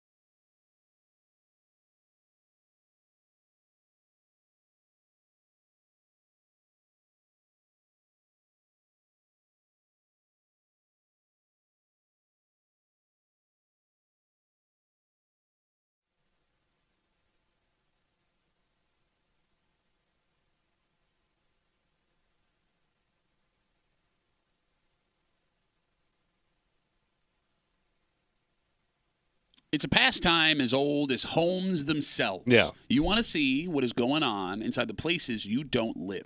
You want a glimpse of the living room and the kitchen and the carriage house of the mansions in Pittsford and Brighton and on East Avenue. Zillow has made a fortune off of it. And that was fun. Maybe until right now. What happened? Well, when a normal home may be financially unattainable, do you still want to see what the inside of these luxury places look like? You hanging out in the break room, Rochester's Classic Rock 96.5, WCMF, just after 7:45. We are going to tell you how when you are stuck on the phone with a company and they will not send you to an operator, a real person, how to get there immediately. Oh.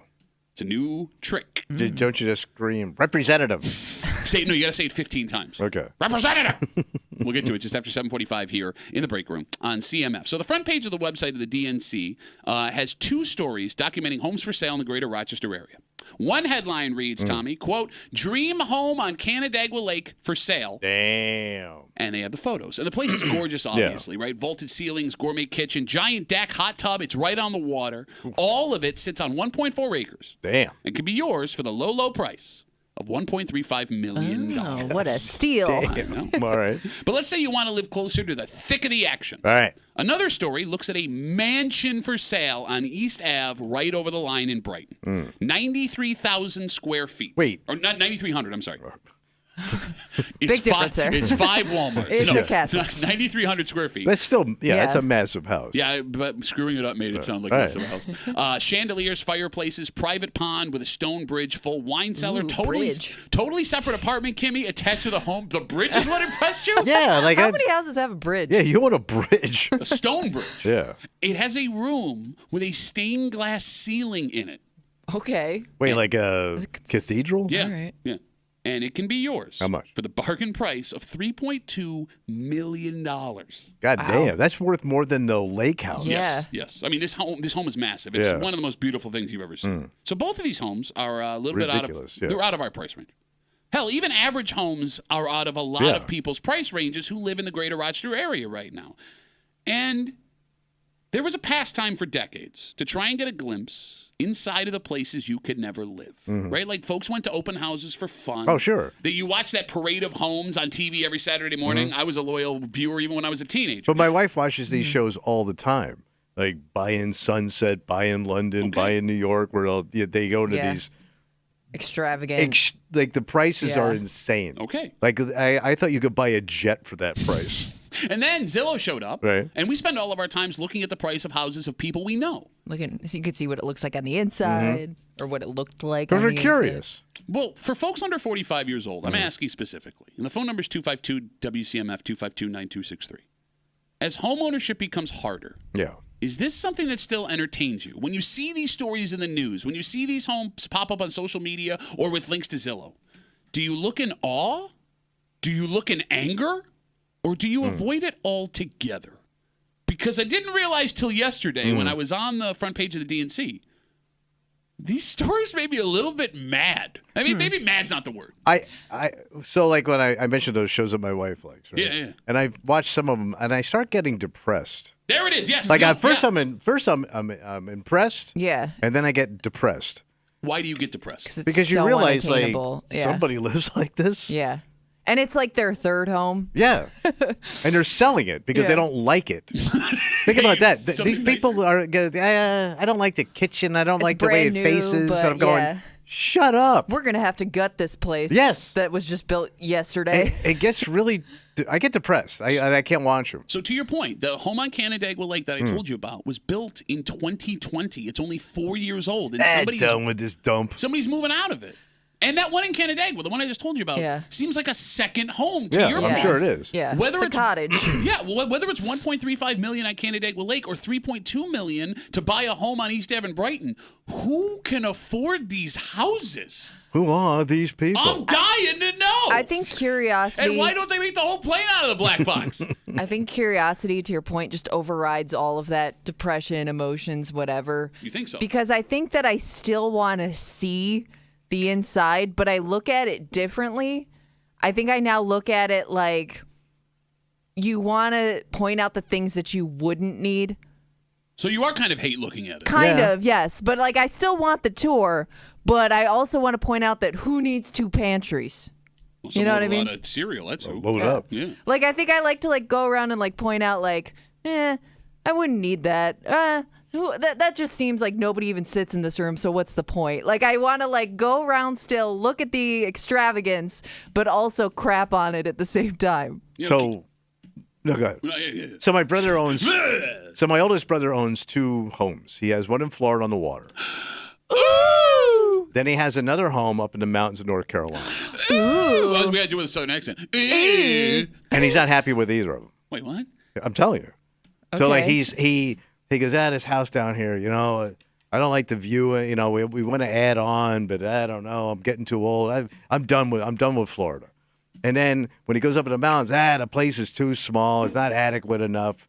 They have a house in North Carolina, and then they have something I've never heard before, a hummingbird house, which is a smaller house down by their brook or creek. Wait, it's not like a bird feeder. It's like an actual house. It's an actual house with like a fireplace No and like a kidding. flat screen TV and heat. And it's too small. He's almost 80 years old, and he wants to upgrade these 2 homes before he goes to heaven. And then he's gonna go up there and bitch. But like, and I tell you, I go, bro. People would die to have either one of these houses as a second house, and he's fed up with both of them. I don't get it. And I Jinx! get depressed when I hear that. Yeah. Like, are you kidding me? 252 WCMF. Again, talking about these 2 stories on the front page of the website, the DNC, this morning. One documents a mansion for sale on the shores of Canandaigua Lake for $1.35 million. Another documents a 9,000 square foot chandelier-laden fireplace private pond with a stone bridge, full wine cellar, apartment attached to the home, mansion on East Ave in Brighton. That's $3.2 million. And every generation until recently had entertainment centered around a place you could never afford. Like, Tommy, you grew up with Lifestyles of the Rich and Famous. Champagne Riches and Robert Caviar H. Kimmy, we had MTV Cribs, right? Giant obnoxious mansions that later we found out didn't even belong to those celebrities. They were just renting them out. Yeah.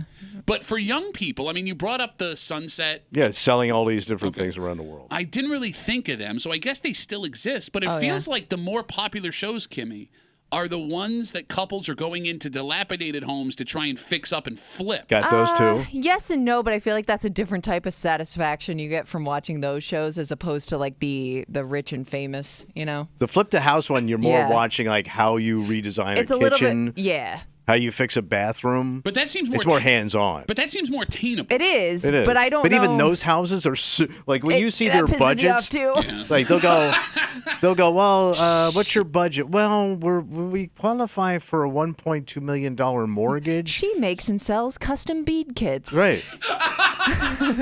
He works from home with his small business. Yeah. Their budget is $1.5 million. And that's their fixing up budget. Yes. Like that's not the, you know what I mean? Yeah. It's insane. Okay, maybe I'm way off on that one. Like even it's all out of reach. So did we all hate watch it the whole You time? have to. No, I but think I'm you saying hate even for back in the different day. reasons. Yeah, I don't know. Like, did you hate watch Lifestyles of the Rich and Famous? Yeah, I mean that was a super popular show, but that was like Hollywood. Okay. You know what I mean? So it's different when it's someone that's It wasn't actually- Toronto. Okay. You know what I mean? It wasn't like They call Toronto the Hollywood of the North. it's turning into that. I'm telling you, man. They shoot a lot of movies up there. I'm just saying. No, but I'm saying like it was Hollywood chic. Okay. So you kind of got that. Where these things now, I mean, it's Atlanta, Miami, it's all over the place. Yeah, you're right. Can you remember, what do you think the nicest home you've ever been in was? Like, does the average person spend at least one evening at some point in their life inside a home that just amazes them? Yes. Okay, so, well, I mean, but you have rich family and friends. But I'm talking up here. Where was it? So I was at a house here. It was in Pittsford. This guy was a fan of the old show. We went to his house. He had a chef, and he had, at that time, a $500,000 wine cellar. Wait, like the He was a cellar, big wine guy. The cellar itself was $500,000, or he I had think $500,000 the house worth has of to wine? have. Oh my god! In it, the wine, he had a $500,000 worth of wine in it, and he invited a very classy show over that broke 2 glasses Oh and my spilt God. wine all over the place, trying to show how the glass works because I don't know how a glass works. Kimmy, what's the nicest home you've ever been in? It was also in Pittsford. Oh, my It was house, a yes. It was a, She's never been to your house. Yes, she I has. forgot. It was I just your have. wedding. I forgot you didn't invite her to your But wedding. she's been to multiple times to my house. She's been to multiple of my But it was houses. one of those houses where they didn't want you to get to like park on the street. We had to like park a street over and walk to the house. Damn. I never even saw the whole house because we were only invited to like part of the house where their like home bar was. Wow. And they, to your point, they also had like a wine cellar with like doors that they had imported from like Italy or something. Like We might have been in the same house. maybe, I don't know. This guy had a chef. But yeah, like I didn't even see the whole house, but what I saw of the house, I was like, I would easily get lost in here. Like those are nights you remember for the rest of your life. Bro, I almost ate myself sick on something I've never tasted before. Smoked octopus. Shut up. Bro, I never had it before, and I looked at it, a bowl of, they were baby smoked octopus. They were delicious. Did they look like actual octopus? Little babies. You monster. Yes, they are so good. I get it, man. Were they actual babies or just smaller octopi? I think they're babies. Okay. Yeah, they go right into the nursery. It's a disgusting business. No, like to you.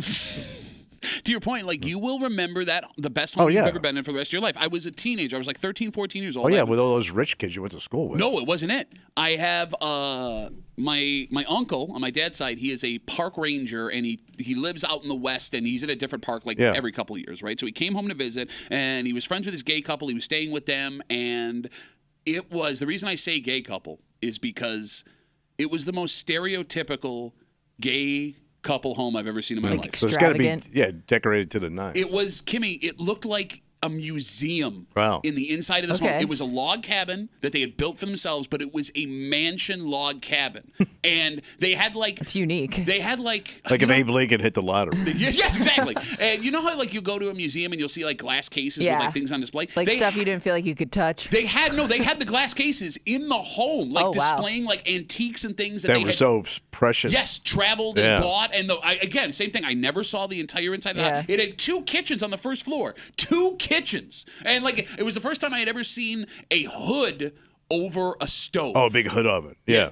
Like you would see like in a diner. Yeah, but like the hood was, the stove was in the middle of the island, and the hood like floated over the middle of the room, and I was just like, wow. And my dad the whole time, it's not even that nice, you know. Well, your dad was crapping on my it. dad craps on everything he can't have.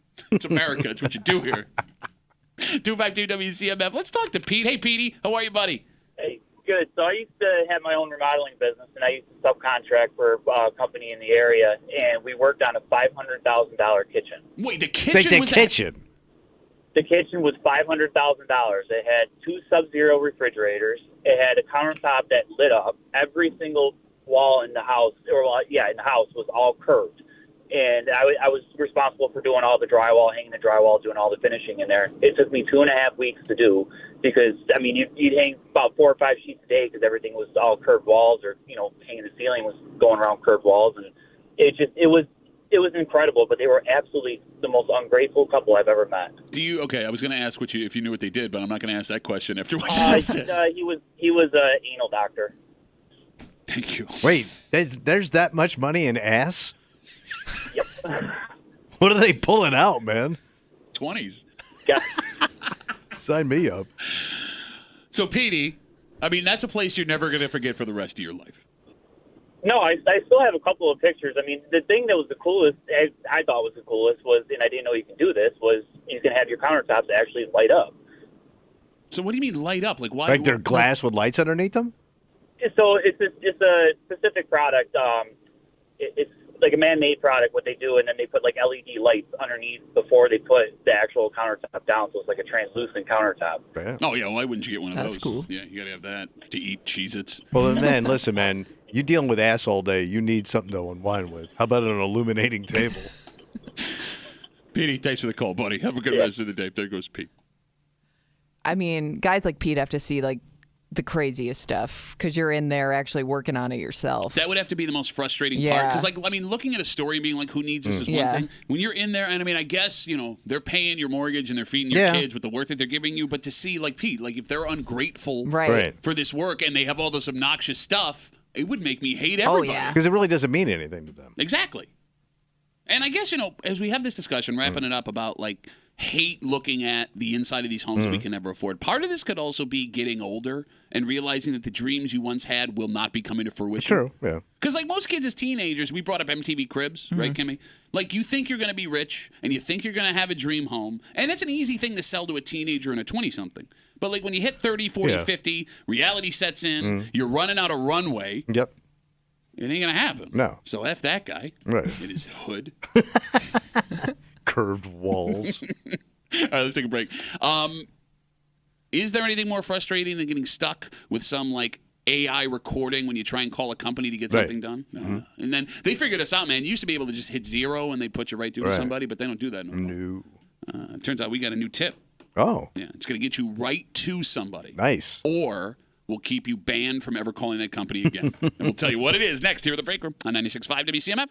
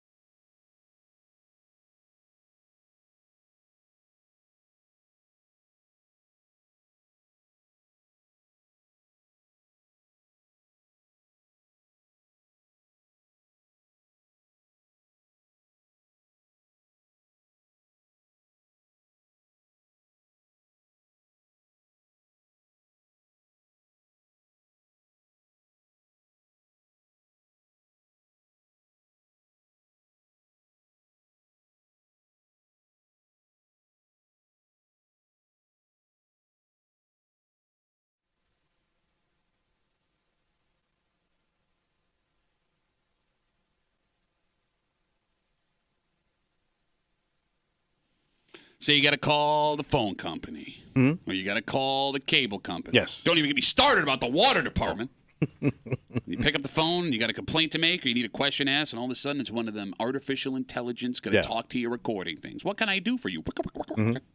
It's frustrating, Tom. Yes. You used to be able to just hit 0, it would take you right to a person, but they're not going to do that anymore. They're going to keep you on with that AI person as long as possible so they don't have to pay someone to talk to you. It's impossible. So what happens? Well, we got a new hack. Ooh. That will either immediately get you to a live person or ban you from calling this company again for the rest of your life. Right. You're hanging out in the break room, Rochester's Classic Rock 96.5, WCMF. So this went viral earlier this week. Someone who used to work in customer service says that if you are stuck on the phone with an automated customer service program, dropping an F-bomb into the phone will get you a real person immediately. Oh. Really? That's what they say. Okay. The person says that the AI will recognize the word, flag you as disgruntled, and push you to the front of the line. Oh. Okay. 252-WCMF, 252-9263. I know we have a ton of call center jobs here in Rochester, folks who work in call centers. Do you folks know if this is true? Is this true? But it takes a real F-bomb. It says drop an F-bomb into the AI recording, whatever, and they will connect you immediately to a live person. But Because I could feel like I've done that. because you're just frustrated Right. with your phone. Like I think I've set it into a phone knowing that I'm not talking to anybody. Did you get a real person? No. I don't. I mean, eventually I did, but I don't remember it like being like a miracle. Okay. Because I could see this happening a lot just based on people like fumbling around trying to put like their information in their phone or hitting certain numbers and not meaning to. Okay. You know what I All mean? right, I get what you're saying. Sure, sure. Now, by the way, this is not a foolproof idea because after this went viral, some other folks who worked in customer service said that there are companies who, if you do that, not only will they not push you to the front, they will disconnect you and mark your phone number as someone who is abrasive. Oh. I'm not a nice person. Several large companies saying that if you curse at a real person on the phone when you get there too, they'll just disconnect you and ban you from calling the company back for life. Well, so don't do that. There's one of two ways this could go. Either you get exactly what you want, or you are never able to talk to the water department ever again. Okay. Is being a dick to get better customer service worth it? It seems to work. That's not what I asked. I mean, it seems like if you're an aggressive dick, they just want to deal with you and get you out of here. No, I mean, we know that if you make a scene, whether in public or on the phone or whatever, sure, they're going to just do it to get you. But is it worth it? Right. Because in what you gain, let's say you go to Marshall's, right? And you see a woman just making, I bought this and now it's less money. Jesus, being a dick. Yes, she's going to get what she wants. Right. But it's at the expense of her reputation. Thank you, Kimmy. But those people don't seem to care. Like They don't. Oh, they man. brag about it. Well, Yeah. yes, my father, my aunt, on his sisters, they were all like this. I don't care what they think. I take my like he did, and he would go back. Like, I won. I own you. Okay. You know what I mean? Like, so I think you got to have that personality. So why don't you do it then? Because I don't have that personality, bro. So it's not worth it for you? No. Well, you're concerned about what that person behind the counter thinks of you? Yeah, and I just don't want to be that. I just don't want to be that person. Okay. You know what I mean? So then it's not worth it. For me, you're right. Okay. But I may be worth it if it's on the phone because now I don't see you. I'm not in your store. Okay, but what if they mark you as like an abrasive person? Now you have a file with Yeah. Verizon. I don't want a file on me. Yeah. Kimmy, is it worth it for you to make be a dick in public to get the service you want? No, just because I've been on the receiving end of that at jobs that I've had, and I don't want to ruin somebody's day especially if like that person's being polite. Like I would have a really hard time like throwing a fit just to, get something out of it. Can I make a prediction? Yeah, sure. Okay. No, I haven't seen this happen in my wife's life yet. Yeah. I've seen it happen in other women's life. It does feel like the older women get, the more they're willing to make a scene to get what they want in public. Am I wrong? No, I mean, that kind of makes sense. Why? Because as women age, they become invisible. Oh. And so I think they almost have to. Man, you handled that the most graceful So way you're you've saying ever like handled they anything feel in your like life. they feel like they're not being heard, and Right. that leads to frustration and Like, I don't matter. Okay. I'm not young and attractive, so I'm not going to get the attention. I'm old. I'm disposable. But I also feel like that. I mean, I just know people that's what they enjoy doing. Like they've always been that person. I don't know a lot of people that grew into that person. If you have, any empathy for the person that you're talking to. My cousin turned into it. She's a female, lives in New York City. She's 79, and she started out sweet, and now she's just bitter bitch. And I mean, like, it's a completely different cousin that I had 20 years ago. Interesting. Okay. She got mean. You know what I mean? Like, everything didn't work out her way. By the way, she's doing great. If you know what I'm saying? Sure. But to her, no. So, like, life didn't go her way. Now she's pissed. And, you know, she looks like a 79-year-old woman. She dresses like that. So, like, you were doing so good. You were doing so good. And I think she's invisible. Okay. And it pisses her off. Because she used to have a job where she had respect. Now she's just a little old lady. Okay. And she don't like it. I never looked at it that way. I mean, the way you put it, I guess that's understandable. Think of a hot young girl. And she turns into a little, at one point, she'll be a little old lady if she's lucky, right? And she's going to be pissed because the world doesn't treat her the same anymore. Okay. Especially women, because women are based on their looks. Okay. It's a valid statement. I am nailing this crap. No, because I know you're going to trip over yourself in a second, so I'm going to make you stop talking. 252 WCMF. We got folks waiting on hold.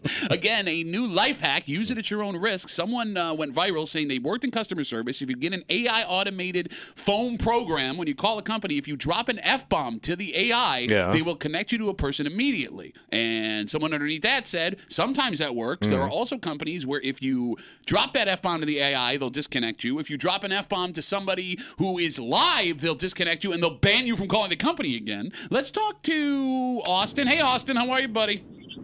How's it going? Long time no talk.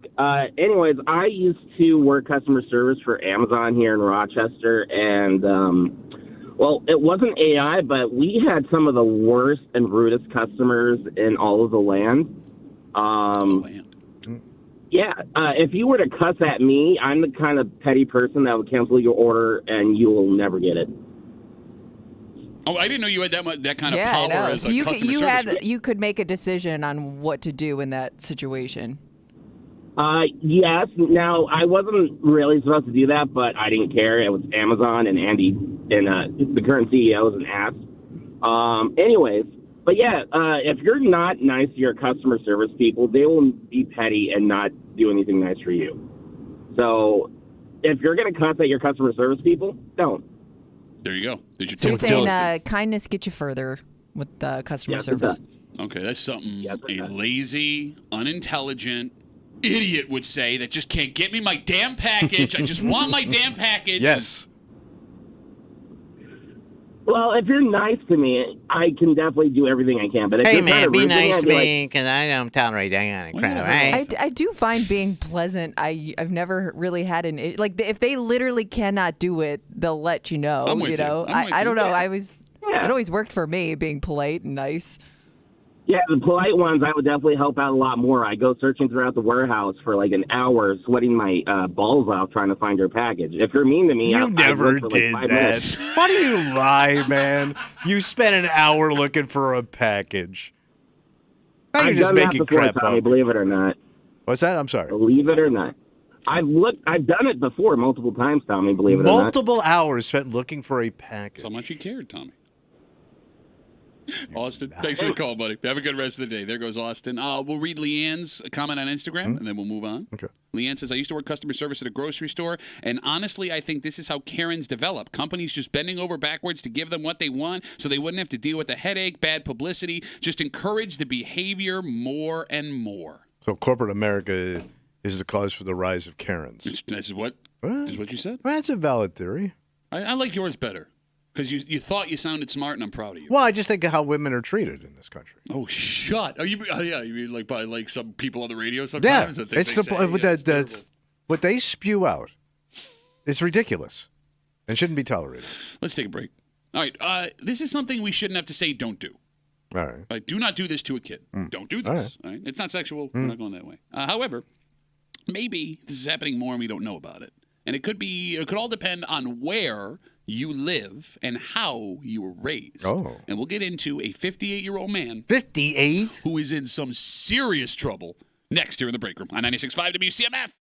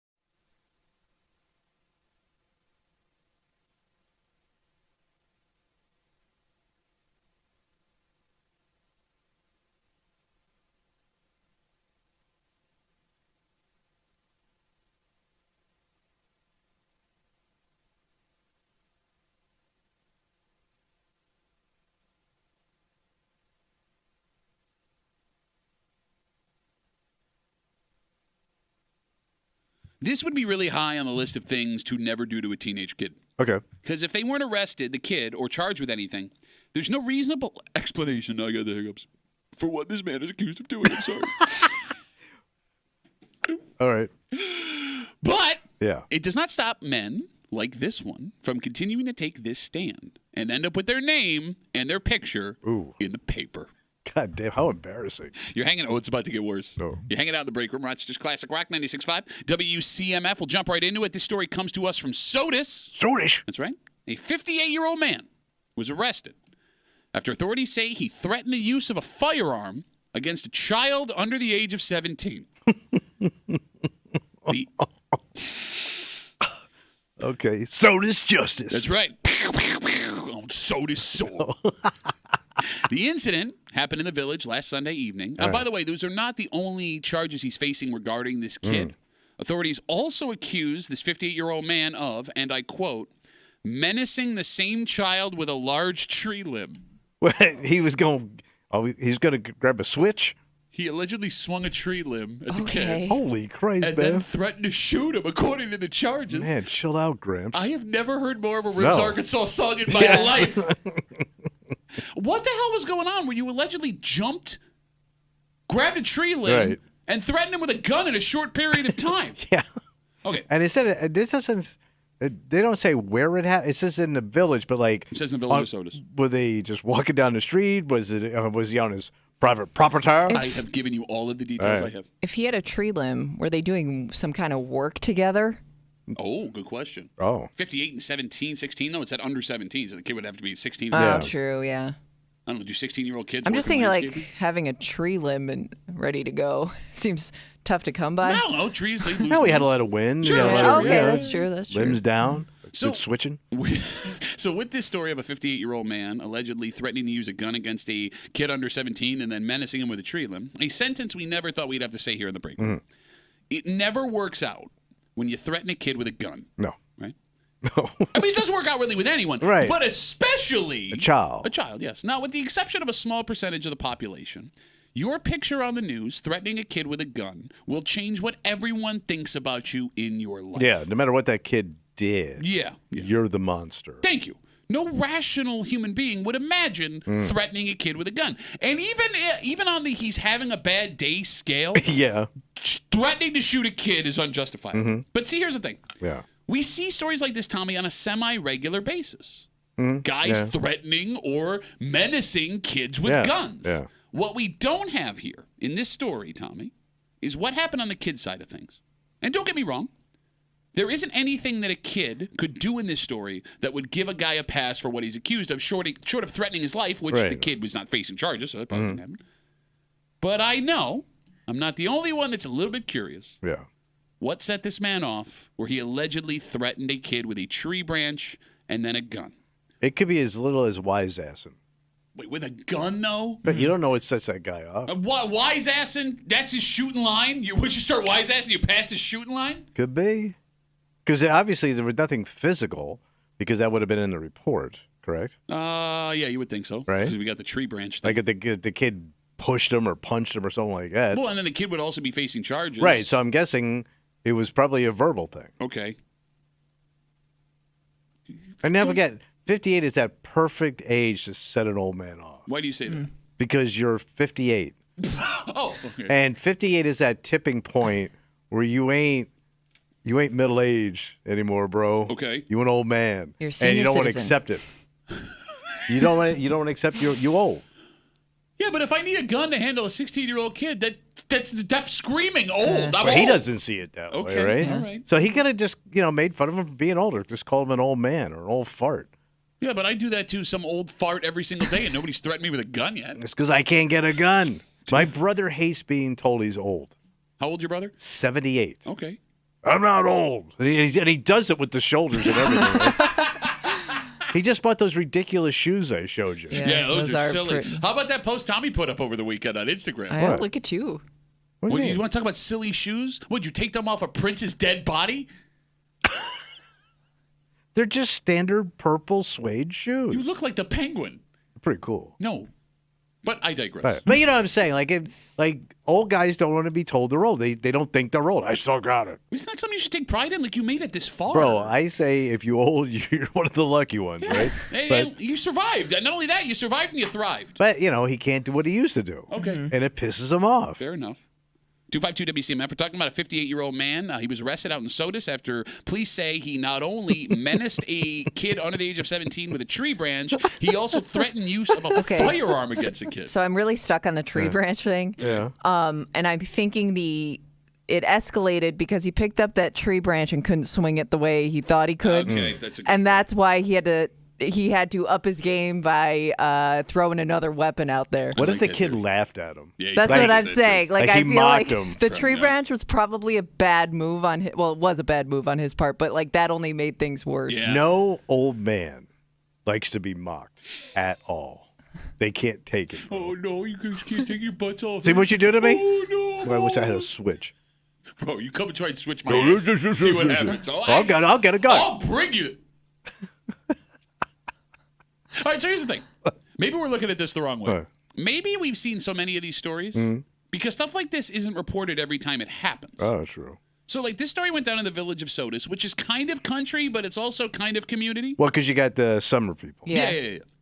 Is threatening a kid with a gun more accepted in the country to the point where you wouldn't call the police every time it happens? You saying he's gone country? Yeah. He's gone country. Look at that gun.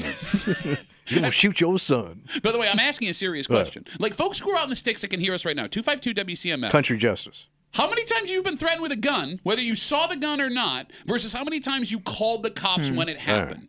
Because, like, Tommy, think back to, like, you see those movies where, like, the farmer has his rifle on the front step. And, I get it's a movie. And I get even showing someone a gun during an argument is menacing by definition in the state of New York. And you should never do anything we're describing right now. But it's also possible. It's no big deal. Well, there's a cultural disconnect between the old men who keep getting arrested and people like us. Yeah. Because I'm 38. I've never been threatened with a gun in any way. Kimmy, have you ever been threatened with a gun? No. Tommy, how about you? A few times. He's been threatened with multiple weapons. Yes. I mean, we talked about it this morning because, like, that one time you were threatened with a gun, you peed your pants. Why you got to bring that up? Because they kept calling you Tommy Pee Pants. Here comes little Pee Pants man in his purple, damp suede shoes. Ruined his shoes, he said, because he's Tommy Pee Pants. I couldn't afford shoes like that. No, I've had guns pulled on me. Did you ever have a gun called on you where you didn't call the cops?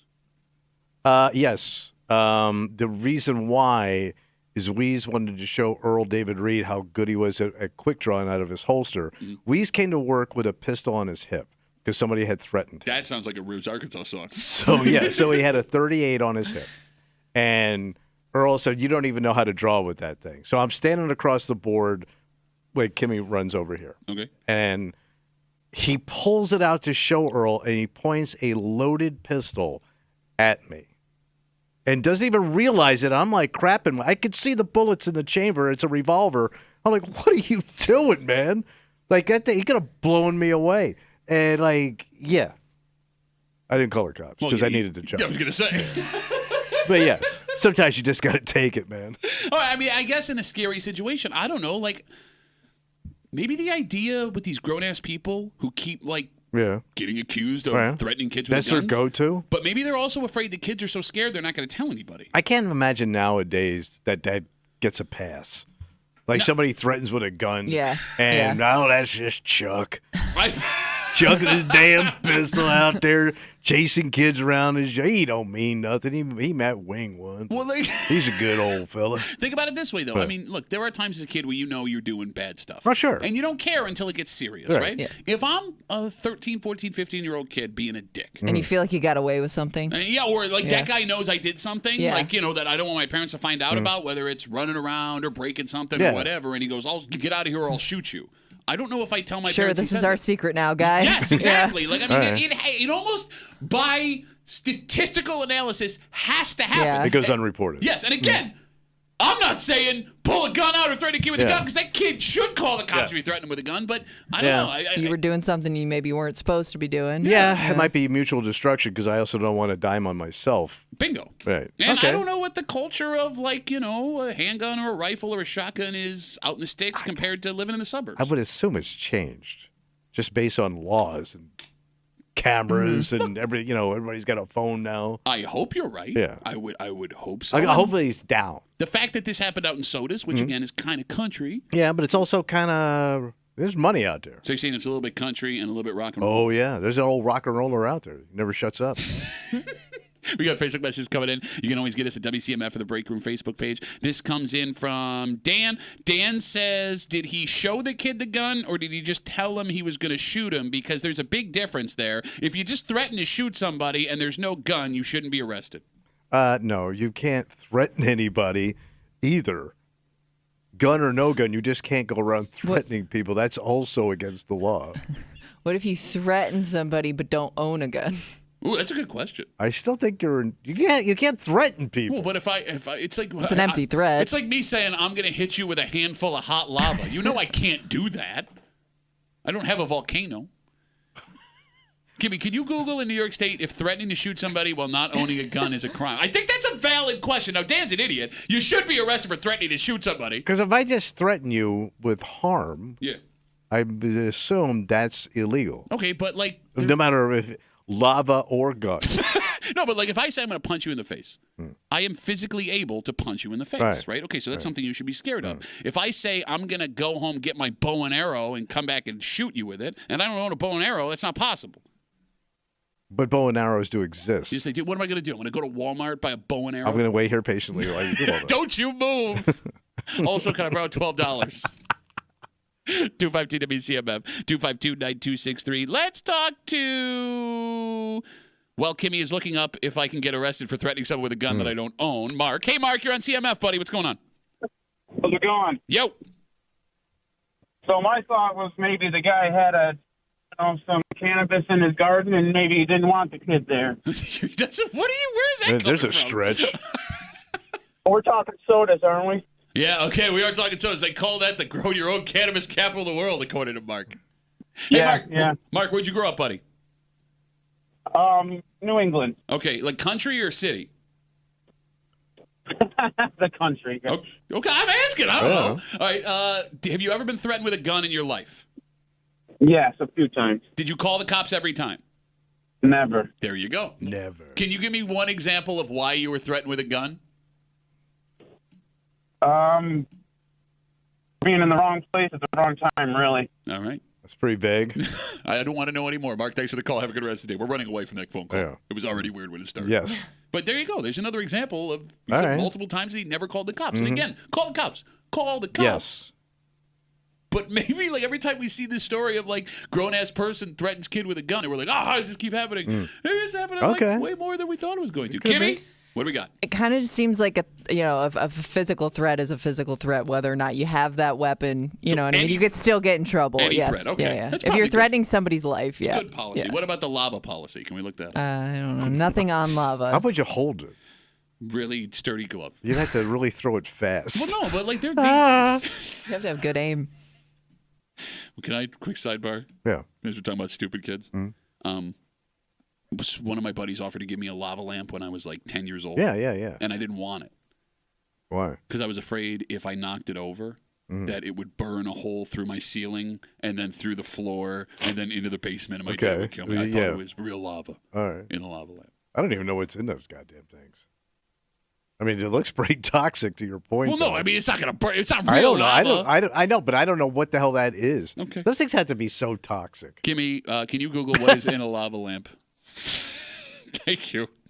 While she's doing that, with the way things have gone price-wise at the grocery store and online in the department store, there are certain types of places that have thrived, taking advantage of a market that at one point was frowned upon. Oh. People that couldn't quite afford things at other stores. So you would think that this specific store would be killing it. Oh.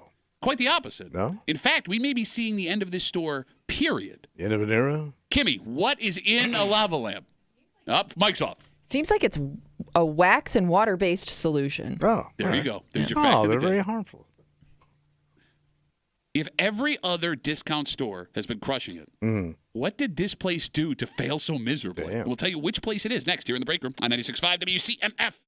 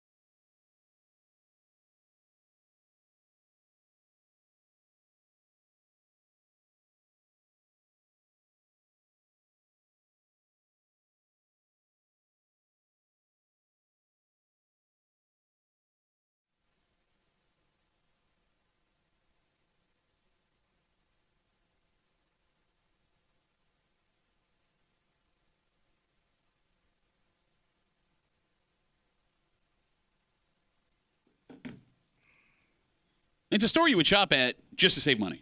They don't even try and hide it, right? Yeah. It's no frills, pretty base store, but who knows what you're going to find when you walk in. That is, if you have the ability to walk in this place much longer. So they're done? Not done yet, but it don't look great. Okay. You're hanging out in the break room. Rochester's Classic Rock 96.5. WCMF. Do not forget, we're about 30 minutes away from everyone's favorite break room game. Where they whining. Oh, boy. Kimmy's got her post ready and ready to go. Start massaging those brains. 30 minutes. Set your phone alarm just after 9 o'clock. Where they whining here in the break room on CMF. Discount store Big Lots. Big Lot. Announced it is closing up to 40 stores. Oh. And considering bankruptcy. Oh. Fun fact, there are 10 Big Lots locations in the greater Rochester area. 10? I didn't realize there were that many. Seems like a lot of Big Lots. Yeah. Right? The company blames elevated inflation and decreases in consumer spending for the trouble they've had. No word on which stores could close when the decision is eventually made. This doesn't make sense. Why is that? It's well known that Big Lots is a discount chain. Yeah. Oh, yeah. Right? Big discount. Like, you're not going to walk into a Big Lots and be upset about the quality of the product. Yeah, you're going there for the cheaper products, right? And it seems that the other big players in the discount game have thrived the last couple of years. Aldi's is exploding. Yeah. Marshalls and TJ Maxx, they're doing well. Target and Walmart actually had to lower their prices in an effort to keep up with these stores that people started flocking to. But Big Lots was more like in competition with like Lowe's and Home Depot. Oh, no. Big Lots is a grocery store, toy, clothing. Did I get the wrong place then? Yeah, you're thinking of Ollie's? Yeah, Ollie's Bargain Outlet. But even that has transitioned into a place that competes more with Walmart than it would. All right. Okay. No, Big Lots is like a place you go to do Get everything. Yeah, grocery shopping. Think of Walmart just on a smaller scale and much more discount. Kimmy, what is different about Big Lots compared to Aldi's, Marshalls, TJ Maxx? Why are they failing where these other because places? they're even cheaper than some of those other places. What I always thought. Maybe because it's not like from what we just heard from Tommy, like it's not really defined. So like you may go to like those other places seeking certain things and you don't even like Big Lots isn't top of mind to you because I mean, I guess I wouldn't know what to specifically go there for. Everything. And it sounds like it's a place for old people. No. Like somebody my age would go there where you wouldn't. Oh, no, like, I love that's where grandpas go to get a hose. I'm not spending $40 on a goddamn hose. When I was a kid, I loved It's good for like Big apartment Lots. living and stuff. They used to, I mean, if I remember correctly, like have like some random furniture in there too sometimes. I guess it's not cool. Like Target tries to be cool. Even Walmart now is trying to be cool. Like every, it's not the old blue light special joint anymore. But like Target is not a discount chain. No, it's right. not. Walmart, you can make the argument is a discount chain. Right, but they've tried to be more modern and cool. Sure, but like all these Marshalls and TJ Maxx, I mean, I don't look at those as like cool. I mean, they're cooler than Big Lots. Okay, so maybe that's the problem. And the phone number is 252-WCMF. Also, when you say it like that, Big Lots. Is there a level of discount store? Like if we were to break They went too low? Well, like there might be something here. All right. If you were to do a 3-tier discount store level, like if we put Marshalls, TJ Maxx, they're the top tier of discount stores. Burlington Coat Factory and like Ross's would be level 2. And then like Ollie's Bargain Outlet and Big Lots, would that be like the bottom tier? Well, yeah, because like when you go to Marshall's, you can find name brand stuff at a discount. Yeah. I don't know if Big Lots has off brands that you may have never heard of. You can have both. You got both. I don't know. I'm asking look, I am a Big Lots aficionado. Okay, they opened one up in Gates when I was like 10 years old, Right. and I was like. But you didn't know what brand names were back then. I mean, you couldn't afford it. I bought several Islanders jerseys when they switched them over to the Gordon's Fisherman jersey for $15, and those were made by CCM. So yeah, I know brand. I bought a without question. Absolutely terribly chemically made New York Knicks comforter for my bed that I used until I was like 22. And you've been having these medical issues for 12 years and why? Bro, this thing, it may be the dye in the clothes. Those busted-ass clothes your father probably had some kind of weird dye in them. The comforter was a whole New York Knicks uniform, and it felt like Chernobyl. So when my wife goes to Marshall, she loves to show me something like, this would have been $150, but it's like it was $20. Sure. It was marked down. Like if you know what I mean. Like I don't know if Ollie's has and Big Lots has that. I love how you're trying to talk about a store you've never walked into. No, I Big Lot. I did Big Lots in Webster. I Big Lotted. I didn't like it though. The thing was, I remember going to Big Lots for stuff that you were going to buy for an apartment that, like, if you left it behind, you didn't really care kind of thing. Like, I remember, like, buying, like, a rug there because rugs were super cheap, but it kind of shed a little bit. It was kind of falling apart by the time you're ready to move out. But isn't that most of the places you go to get that stuff? I mean, it's perfect for that. And by the way, when I say, like, bottom level of discount store, I don't mean, like, the worst. Yeah. When I say bottom, I mean they don't mess around trying to be something they're not. They got a big store full of cheap stuff. And it's all piled in there. Exactly. And maybe maybe there's something to figure out there. Like, we want all of these discounts, but we don't want it to be too obvious that you're giving us the discounts. You don't want to look like you're shopping for junk or crap. Maybe it's not shopping for junk or crap, because, look, you can walk into a Marshall's and be aware you're shopping for junk or crap. Like, I don't need a 6-foot Jenga game. Yeah. Oh, it's only $15. It is pretty cool, though. Shut up. What I'm saying is we still want to feel fancy even though we're getting discounts. Yeah, so there's that cool factor. Okay, maybe you were right then. You know what I mean? Like, Target has a cool factor. Again, to Target is not discount, you Pittsford-ass, spoiled-ass bitch. But people do think it, like, most people probably think Target is just, they don't think it's like I'm going to the Von Mauer or Macy's. Yeah, because Von Mauer is not a standard store that but people like, go to. I would say Target's below Macy's. Yeah, I would put Target and Macy's on the same level. I wouldn't. Well, okay. I think Macy's you can buy a suit. More of a range. You can buy a suit at Target. A Target you suit? can. Well, see, there you go, Pittsford-ass bitch. Busted-ass Target suit? Target suit? Yes, there are nicer things that... We going to a discount funeral? Yeah, why, are you dying? Every day. There are nicer things you can buy at Macy's, but I look at Target and Macy's when it comes to, like, the product on the same I level. always played like Macy's over there. But you don't live in the real world. You live in short rich man world. Kimmy, would you say Target's a discount store? You're asking her about fashion. She's literally wearing a Michael Jordan shirt today. Pretty kick-ass shirt. I like that shirt. I forgot what the question You look was. like you're waiting for the school bus. Which is weird because you, from a distance, kind of look like an 8th grader. Kimmy. Not with that chest hair.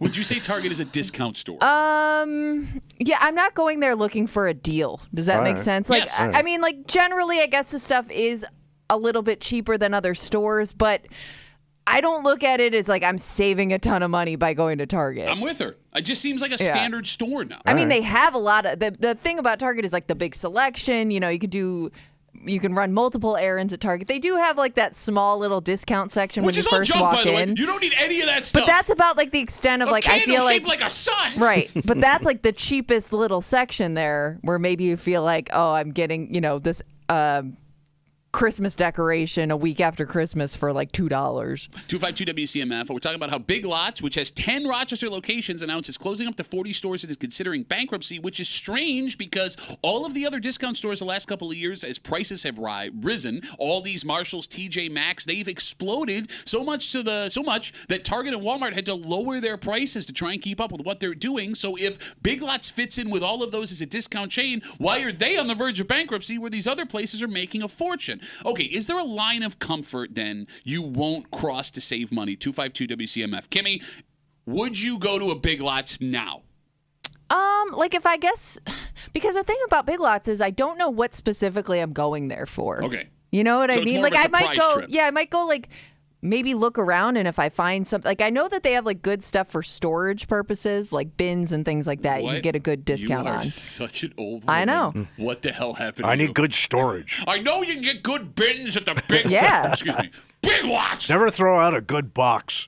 But again, like that would be such a like an impulse buy. I don't know if like what I would specifically take a trip there for. Okay.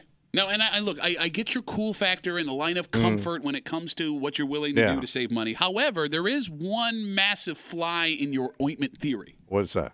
Thrift stores are super popular right now. But that's like hipster stuff, like throwback jerseys and stuff like that. Okay, like how do you live in a world that you do not understand? How do you walk around and speak and look at things? Bro, What? Gen Z, millennials are spending fortunes in thrift shops, spending hours in thrift shops, and that's just a big room with racks of clothes that are used. And But it's also, there's a hipster element to it. It's retro, throwback. Farmers markets.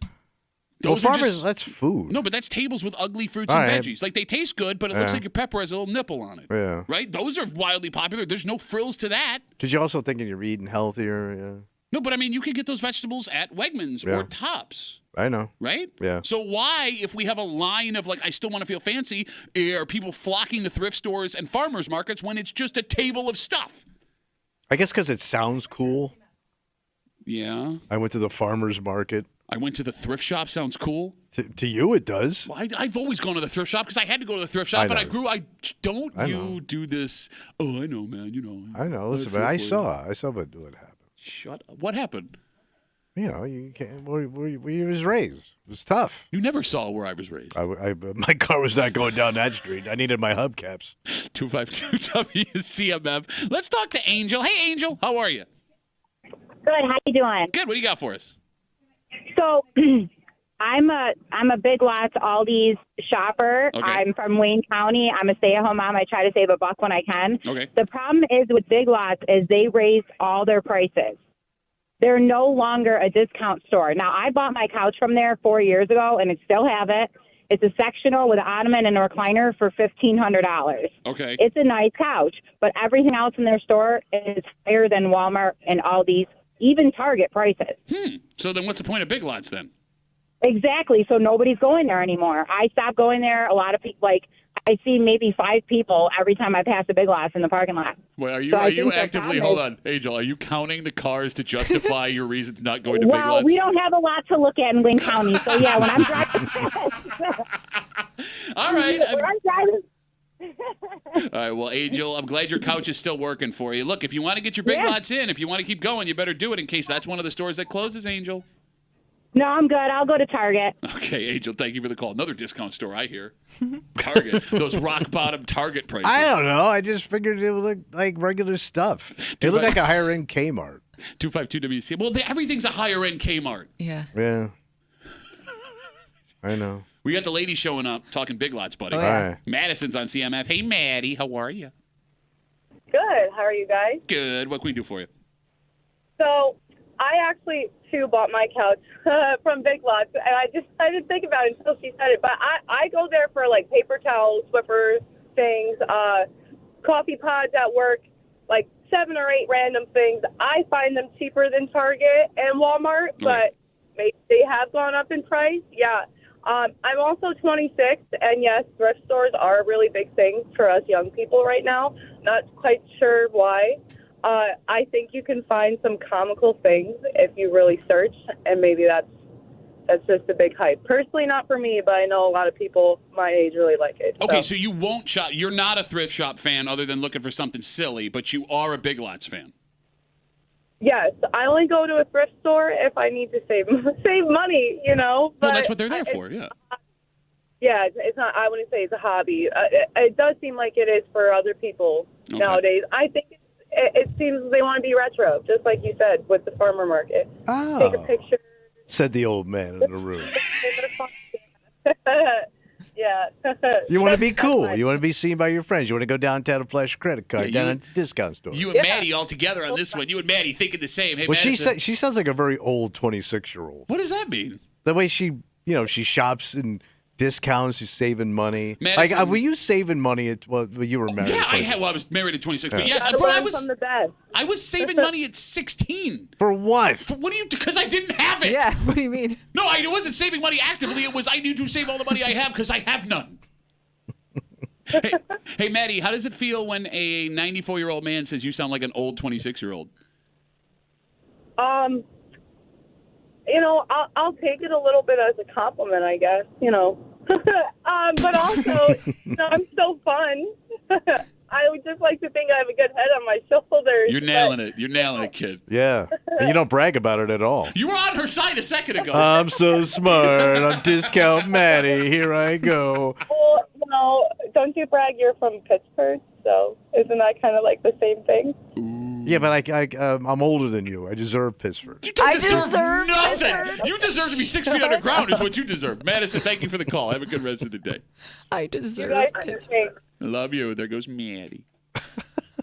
I've earned my Pittsburgh. I did. Yeah, I stole for 30 years for a grocery store, and then I sat in a leather chair for another 30 years. Let me in. As we talk about the different generations and how we shop and which is sure. okay. There is a story here that may prove that the older generation has finally embraced this technology. Oh, all right. Because it's now ruined. Oh, we ruined it. Yeah, we'll get to that. By the way, you can head to the contest page right now, WCMF.com, enter for your chance to win a pair of tickets to see Santana and Counting Crows, Empower, Federal Credit Union Amphitheater at Lakeview, Syracuse. July 24th, courtesy of Live Nation. Tickets for that show are on sale right now at livenation.com. We had something nice. We let our dads use it, and now it sucks. Next to the break room on CMF.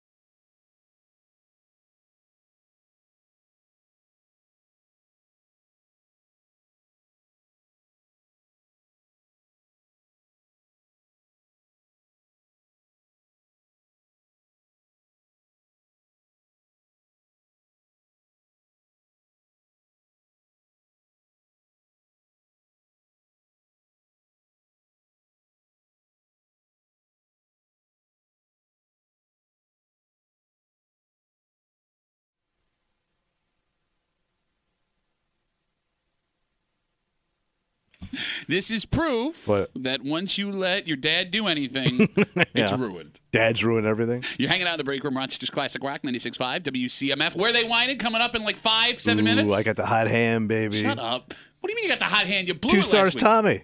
Bro, I'm about to be a 3-star general. is that what you are? Yeah. Generally an idiot. Oh, that's a good one. Kiri's got a postcard. What laugh was that? Kimmy's got her post. She's going to read it in a second. Where they whining coming up in just a second. By the way, Rycor Heating and Cooling has the coolest tickets to the hottest concerts this summer. RycorHVAC.com. Log on to the contest page at WCMF.com. Enter for your chance to win a pair of tickets to see Chicago at CMAC July 25th. Tickets are on sale right now at Ticketmaster.com. 4 in 10 people now believe every text needs an emoji. So this has to mean, Kimmy, that people over 50 are finally comfortable with conversing via text message. Yeah. Oh, yeah. The more, I would say everybody like millennial and up are more likely to use the emojis. Okay, wait. I never use emojis. You use don't? Emojis? No. I know a lot of people that use them out of comfort because it makes the text feel more happy or to show like what they're actually feeling. Yeah, like they don't want that person to be upset or like they're just showing that like I don't know. Look, it's a lighthearted text. I'm telling you, 90% of emoji texts are included in 50 and above year old dad text messages. Sometimes I just emoji. Yeah, you only communicate anymore. But that's because you're illiterate. Like, I mean, like dads that can actually spell and put well, words they're together. just as dumb as me, man. No, because they don't I didn't have to spend time booking.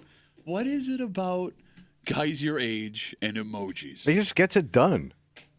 Boom, there you go. And the best part now is the phone, if you have it on a certain setting, when you type certain words, like the emoji of that word will pop up. Yeah, like. So it encourages the emoji use. The amount of thumbs up, hearts, cocktail glasses, and dog paw prints I have on my phone.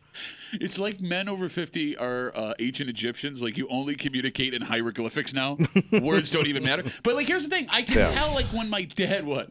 Well, I know this is definitely a boomer thing. They've gone a step further with the Bitmojis, where they have designed they call them Bitmojis, and they look like you. Oh. And it's you and a cartoon you in a bunch of different scenarios. You have, like, thumbs up or, like, high five. Where do I get that?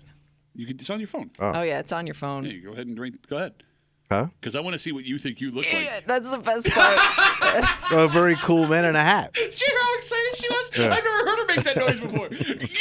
Like, some people are spot on. Others, you're like, yeah, I don't know about that. Oh, it's my brother Ryan. My brother Ryan has a Bitmoji. They got one that big. I mean, he's a big boy. It's no secret. I didn't say nothing. Did that come out a little harsh when you thought no, I was going to? I'm trying to be mean, but that's a tough emoji. Hashtag disappointed. That guy couldn't have one either.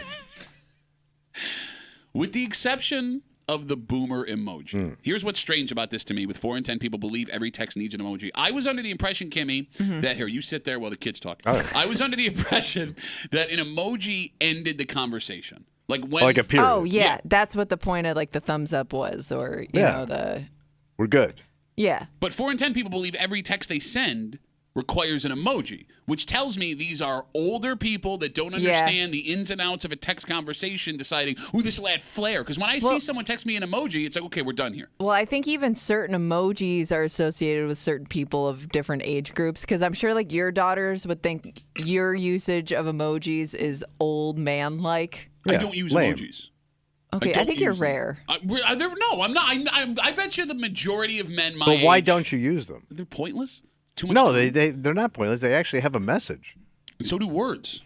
Yeah, but I don't. For somebody who doesn't want to communicate much or type, I would think you would not want to do this. Well, no, I'm a really good typer. I'm a really good typer. I am. No, I am. By the way, you can't say I'm a really good typer doing your thumbs. I'm good with my thumbs. Ask your mama. Give me the old 1-2.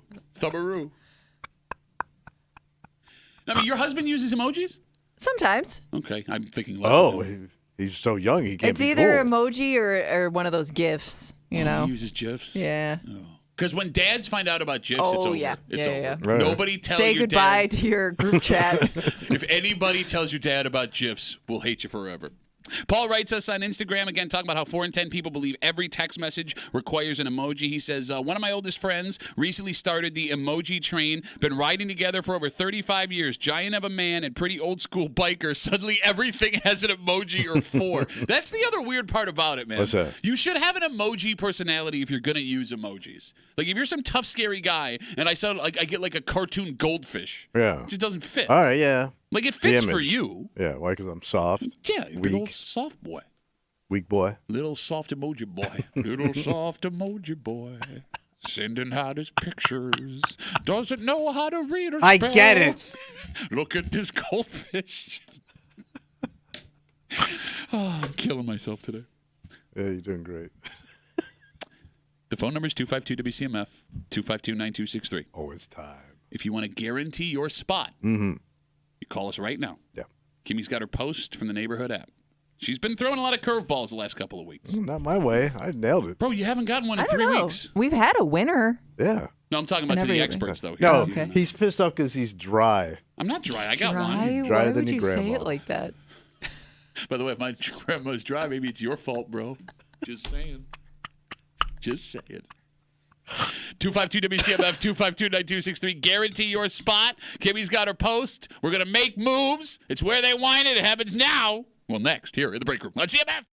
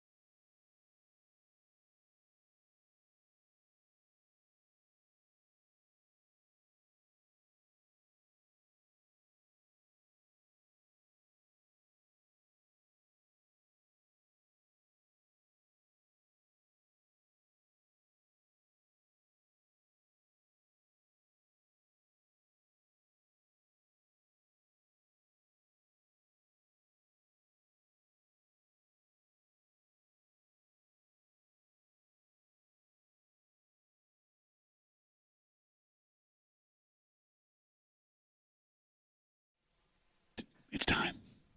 Wake up. I'm good. Are you sure? Yes. Because you asked me to do something. I'm doing it. Kimmy's over there trying to see what Tommy looks like in Bitmoji. Meanwhile, I'm over here warming up my brain because it's time, baby. I'm already warmed up, buddy. Yeah, you've never warmed up in your life. You stand up out of that chair, you're going to blow a hamstring. It's Tuesday. It's 9 o'clock. It is time for everyone's break room game. Where are they whining? You're hanging out in the break room. Rochester's Classic Rock 96.5 WCMF. And here's how it works. Yeah, how we do. The phone lines are open at 252-WCMF, 252-9263. Kimmy has a post from the neighborhood app that you listeners have been sending her, and we are greatly appreciative of that. Thank you. She removes all street names and town references. She reads it out loud. And if you can hear us, you have to listen.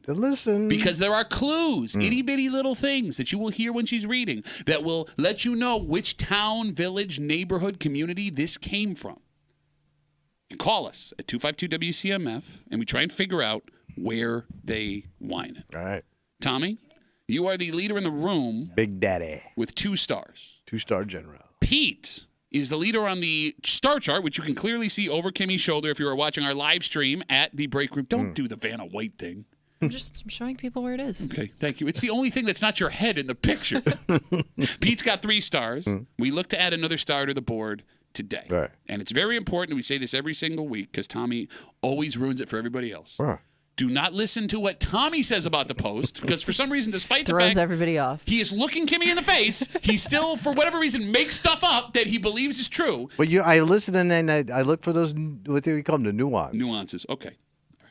Kimmy, are we ready? Yep. Let's do it. Webster! Hilton! Irondequoit! Where they whining? Guys, the cost of ice cream this summer is criminal. The price just keeps going up and up and up. Blank has been our go-to spot for years, but I think it's time to move on. I'm a father of 2, and for the 3 of us to get a round of sundaes is like over $30. That's insane. I told my kids no extra toppings because they were more than $1 extra for every addition. A post-dinner treat almost costs as much as dinner itself. I know we have other options here, but I haven't branched out in a while, so I need some recommendations. And yes, I know about, and then names another ice cream spot. We go there sometimes too, but even that's expensive. I don't want to deprive my kids of the summer ice cream experience, but it's almost unaffordable for a single parent at this point. This is the price we all pay for a minimum wage hike. Dessert shouldn't be a luxury, yet this is the world we live in. Time out. Dessert shouldn't be a luxury. It's a definition of a luxury. Dessert is the definition. Go on. I'm sorry. Dessert shouldn't be a luxury, yet this is the world we now live in. I need to know another local spot that's delicious and affordable. I'm happy to support small business as long as it's within 10 minutes of my house. All right. 252-WCMF, 252-9263. Tommy, what do you hear? So I'm torn between 2 towns, but I can only tell you 1 town. Thank you for finally learning the rules of the game. So where were you going to find a single fatty daddy? Daddy's on a budget. A fatty daddy? Yeah, he's a fatty daddy. Mm-hmm. Didn't that show in the afternoon get canceled? Yeah, it did. Yeah. Wouldn't it be hard to be a fatty daddy on a budget? Well, that's the problem. Can we stop saying fatty daddy? Oh, there's a lot really of fat budgeters. It's really bothering me. So where's the fatty daddies? Shut up. And ice cream's in regular rotation in his life. Yeah, a lot of guys my age have is regular ice cream summertime. rotation. Yeah, we need something to look forward to. I say he's kind of close to the lake. Oh, really? Yeah, he's a lake coner. He's a lake fatty daddy? Oh, he's Lakeside Fatty Daddy, which would be one of the best 70s funk bands of all time. We're Lakeside Fatty Daddy, thank you. Now you got me doing it. Okay, so what are you thinking? Where are they whining? This Chubaloo's ass is sitting in Charlotte. I knew. He's going right up to that Abbott's because one time he reminisces about going to the Penny Arcade, right, and seeing Reporter and Duke Jupiter and breaking out some finger action in the parking lot. For God's sakes. Well, he's cleaned his act up. When he was Finger Daddy back in the day? Oh, he was big time Finger Daddy. Big fat Finger Daddy, which is my favorite Swing swing band. band from back in the day. Zoot Finger Daddy. Shut up. Okay, I knew as soon as this post was about... I knew you was going to say. No, as soon as this post was about ice cream, I knew you had no chance. Why? Because this isn't about who's cheap, because there's cheap people everywhere. Yeah. This isn't about who's a single parent, because there's single parents in Well, he every brought town. that up, though. What this is about What's it about? is access to ice cream. And I got news for you, buddy. We're undergoing an ice cream revolution in the greater Rochester area. We are? Yes, we are. Because there are towns where all of a sudden it's very hard to find a standard ice cream shop. Now, There's ice cream all over the joint. No, there isn't. There's a difference between ice cream and custard. He clearly says ice cream, which means he's not going to Abbott's. I just put that like gelato and all that stuff under one roof. And that's why you're going to lose this week, because there aren't a lot of ice cream places to go in Charlotte. There's Abbott's. That's where everybody goes. So for him to be looking for another ice cream place within 10 minutes of his house would not be feasible. You need to come up with a town that has overloaded at least the general area with ice cream places. And I have won this week because I, as an ice cream searcher, constantly in frustration. All right, where do you go? In my town, Henrietta's suffering. Pittsford is suffering. Fairport is suffering. Ice cream drought. It is. All of these places are suffering. Which means they whining in Gates. Gates? Busted ass Gates ice cream? Gates is overloaded with a 10-minute ice cream drive. You got Russell's Ice Cream right on Child Avenue down the street from where I grew up. There's another ice cream shop down Child Avenue in Chi-Li next to Columbini's, one of my favorite pizza places in America. You got Most of those Lucia's. cows are like unwed mothers. You got Lucia's, where Kimmy and I once worked, within a 10-minute drive of So anywhere when in they do the Gates. Italian ice, that's under the umbrella of ice cream? No, I would say no. Well, but most Some ice sell cream 'em. places Right. have a. Yeah. Don't try and talk ice cream, Yeah. bro. Well, You're- I'm just asking. no, Italian you're- ice cream You're is different. in over your low head. They whining All right. in Gates based solely on ice cream access. So it's like welfare ice cream. No, it's not welfare. All of those Bro, places are it's- amazing. It's welfare ice cream. Really? Yeah. When's the last time you had ice cream? Ice cream? No. Did I stutter? I can't remember. What kind of life do you live? Last week you asked me about the emergency room, and it took me a while to remember the last time I went to the emergency room. I haven't been to the emergency room since I moved here, and I haven't had ice cream in at least 15 years. That's sad. It is. No, I don't like the ice cream cream. thing's sad. Emergency room, good for you. No, I'm sad that he hasn't been in the emergency room Yeah. either. All right, phone number is 252 WCMF 252-9263. There is one rule and one rule. What's only. You can pick one town. When we pick up the phone, or if you're listening and you hear someone ahead of you, call and say the town you were going to say. Right. You can either hang up the phone and we won't be upset with you. Try again next Somebody's going to get my other town and win. week. Are you hearing this? Yeah, Hey, better let's not- clear it. You better be careful what you say. Then If you say that was my other town, Yeah. you disqualify Why yourself. can't I tell you that after they say it? No, after she announces what it is, then you can tell us what it is. If you call up the show and go, you've been disqualified, and the commissioner has all final right. calls. Are we ready? I'm ready to go, bro. 252 WCMF. Let's start with Joe. Joe, where are they whining, buddy? Good morning. I'm going Arundecoit. Tommy, you're so close. Definitely going Arundecoit. There's a couple the radar places. I think right by Laurelton Fire Department. And Metson's, I'm going. I think that might be it. Okay, now you're breaking up. I'm going to let you go, Joe. Thanks for the call, but I don't hate Arundecoit. That's not a bad call. Good cream town. Yeah. It is. There is a lot of ice cream options at Arundecoit, and it is an ice cream town, traditional ice cream town. So you would also have to add in. Be careful. No, I'm saying as far as careful. ice cream joints like Bill Gray's that serve ice cream. Yeah, I mean, anywhere that serves ice cream. That also fall into that. Well, but they serve Abbott's custard, if I'm not mistaken. They don't serve ice cream; they serve custard. All Now, right. I granted it's all All under the right. same umbrella. Yeah. But what this man was describing sounded more like a traditional ice cream joint than a custard place. Like an Abbott's. Yeah, exactly. 252 WCMF. Let's talk to Barber. Barber, where are they whining, buddy? I'm going to say Webster, where ice cream is worth eating. Why Webster?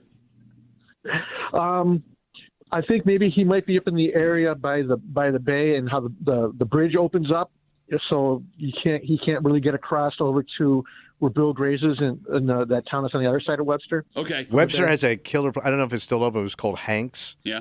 And it was like one of the greatest ice cream joints I've ever been to back in the day. Really? Oh, back Yeah. the last time you had ice cream? They had a happy hour. Question. What were you doing with your hand Stop, there? pause, hold on. Barber, we got you for Webster. Thanks for the call. Oh, there's a fly on it. Is that No, an old there's a man goddamn. way? Okay, if you are- there is were you a fruit. pointing at yourself? If you No, are- there was a fruit fly. If you're watching the live stream, you saw Tommy all of a sudden start flailing his arms and pointing down. Yeah. What was that? There was a fly on me. Kimmy, what do you think that was? I don't know. You know what it was. We all know what it was. But I didn't say anything. I don't know if you were just because you're always Team Webster. He was pointing sitting down because that's the other town he wanted. We have no. Wait. I just want to clarify. There are no rules in the books about pointing. We may have to make a rule change after this is over. What does this mean? There are no that means your mom's right down there. Yeah, I was thinking about your mama. He's obviously cheating, trying to game the system. But she liked that cream. But he didn't. Kimmy, how? He didn't say it. You're the worst commissioner of all time. I know, but we don't have any rules for this. This is uncharted territory. Can we not make a rule from this point on? Will you please establish a rule? No pointing. All right. At each other or at anything. All right, I'll keep my hands to myself. Keep your hands to yourself. I love she's turned into both our mothers now. Yes. 252 WCMF 252-9260. You're such a dick. Let's talk to James. James, where they whining, buddy? I'm saying Greece. Why Greece? Because it's close to the lake, portions of it. Okay. And they've taken out some ice cream places out there.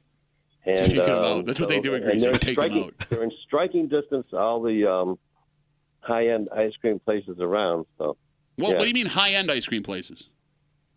Oh, like Abbott's is down by the beach there.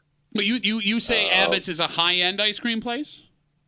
Oh, yeah. They're the number one for custard, and the sprinkles and all that stuff. No, I think they're great. How do you define high-end? You mean like by quality, not by price? Well, by name. Okay, I get what you're saying. Okay, I'm just trying to be Yeah, it's the biggest name in town. Well, the reason I asked James, yeah. we got you for Greece, buddy. Thanks for the call. The reason I ask is there are some ice cream places where if you go high-end, you were thinking more price. Häagen-Dazs. I meant locally, you idiot. Well, no, because I don't want to say because then you're gonna argue for me to get disqualified, even though you should have already been disqualified. Well, you guys. We'll talk about it later, or if somebody says it. 252 WCMF 252-9263. Let's talk to Cody. Hey, Cody, where they whining? I think they are whining in Henrietta. Why Henrietta? Henrietta has an Abbott's and a DQ right up the road from each other, and I am justifying that because they are two of the most expensive places to get ice cream. Creaming on the Jeff. And most people call Abbott's ice cream. I understand it's custard. Technically, it is custard, but most people do call it ice cream, so I'm not going to take Abbott's out of the equation because of that. All right, Cody, look, I understand. I'm not going to blame someone for interchanging custard and ice cream, but what this man is describing in his post sounds more like an ice cream sundae than it does a custard sundae. And Cody, as a resident of Henrietta, I can't tell you how frustrated I am to not just have some mom-and-pop ice cream place. And there's a place that opened up and a place that closed a while ago that I think I like now, but that's my only real ice cream option. I don't want to go to Dairy Queen. Fine joint, not my thing. If I don't want custard, I'm not going to Abbott's. What am I supposed to do? Terrible pick, Cody. Terrible. Well, hey, Dairy Queen has Sundays, too. Also, if you want a good place to get ice cream that's not too expensive, Burn Dairy seems to be a pretty decent price point. Burn Dairy, the gas station. Convenience store. Yeah. The gas stations, most of them have ice cream stands. The prices are decent. Cody, thanks for the tipperoo. Quick sidebar.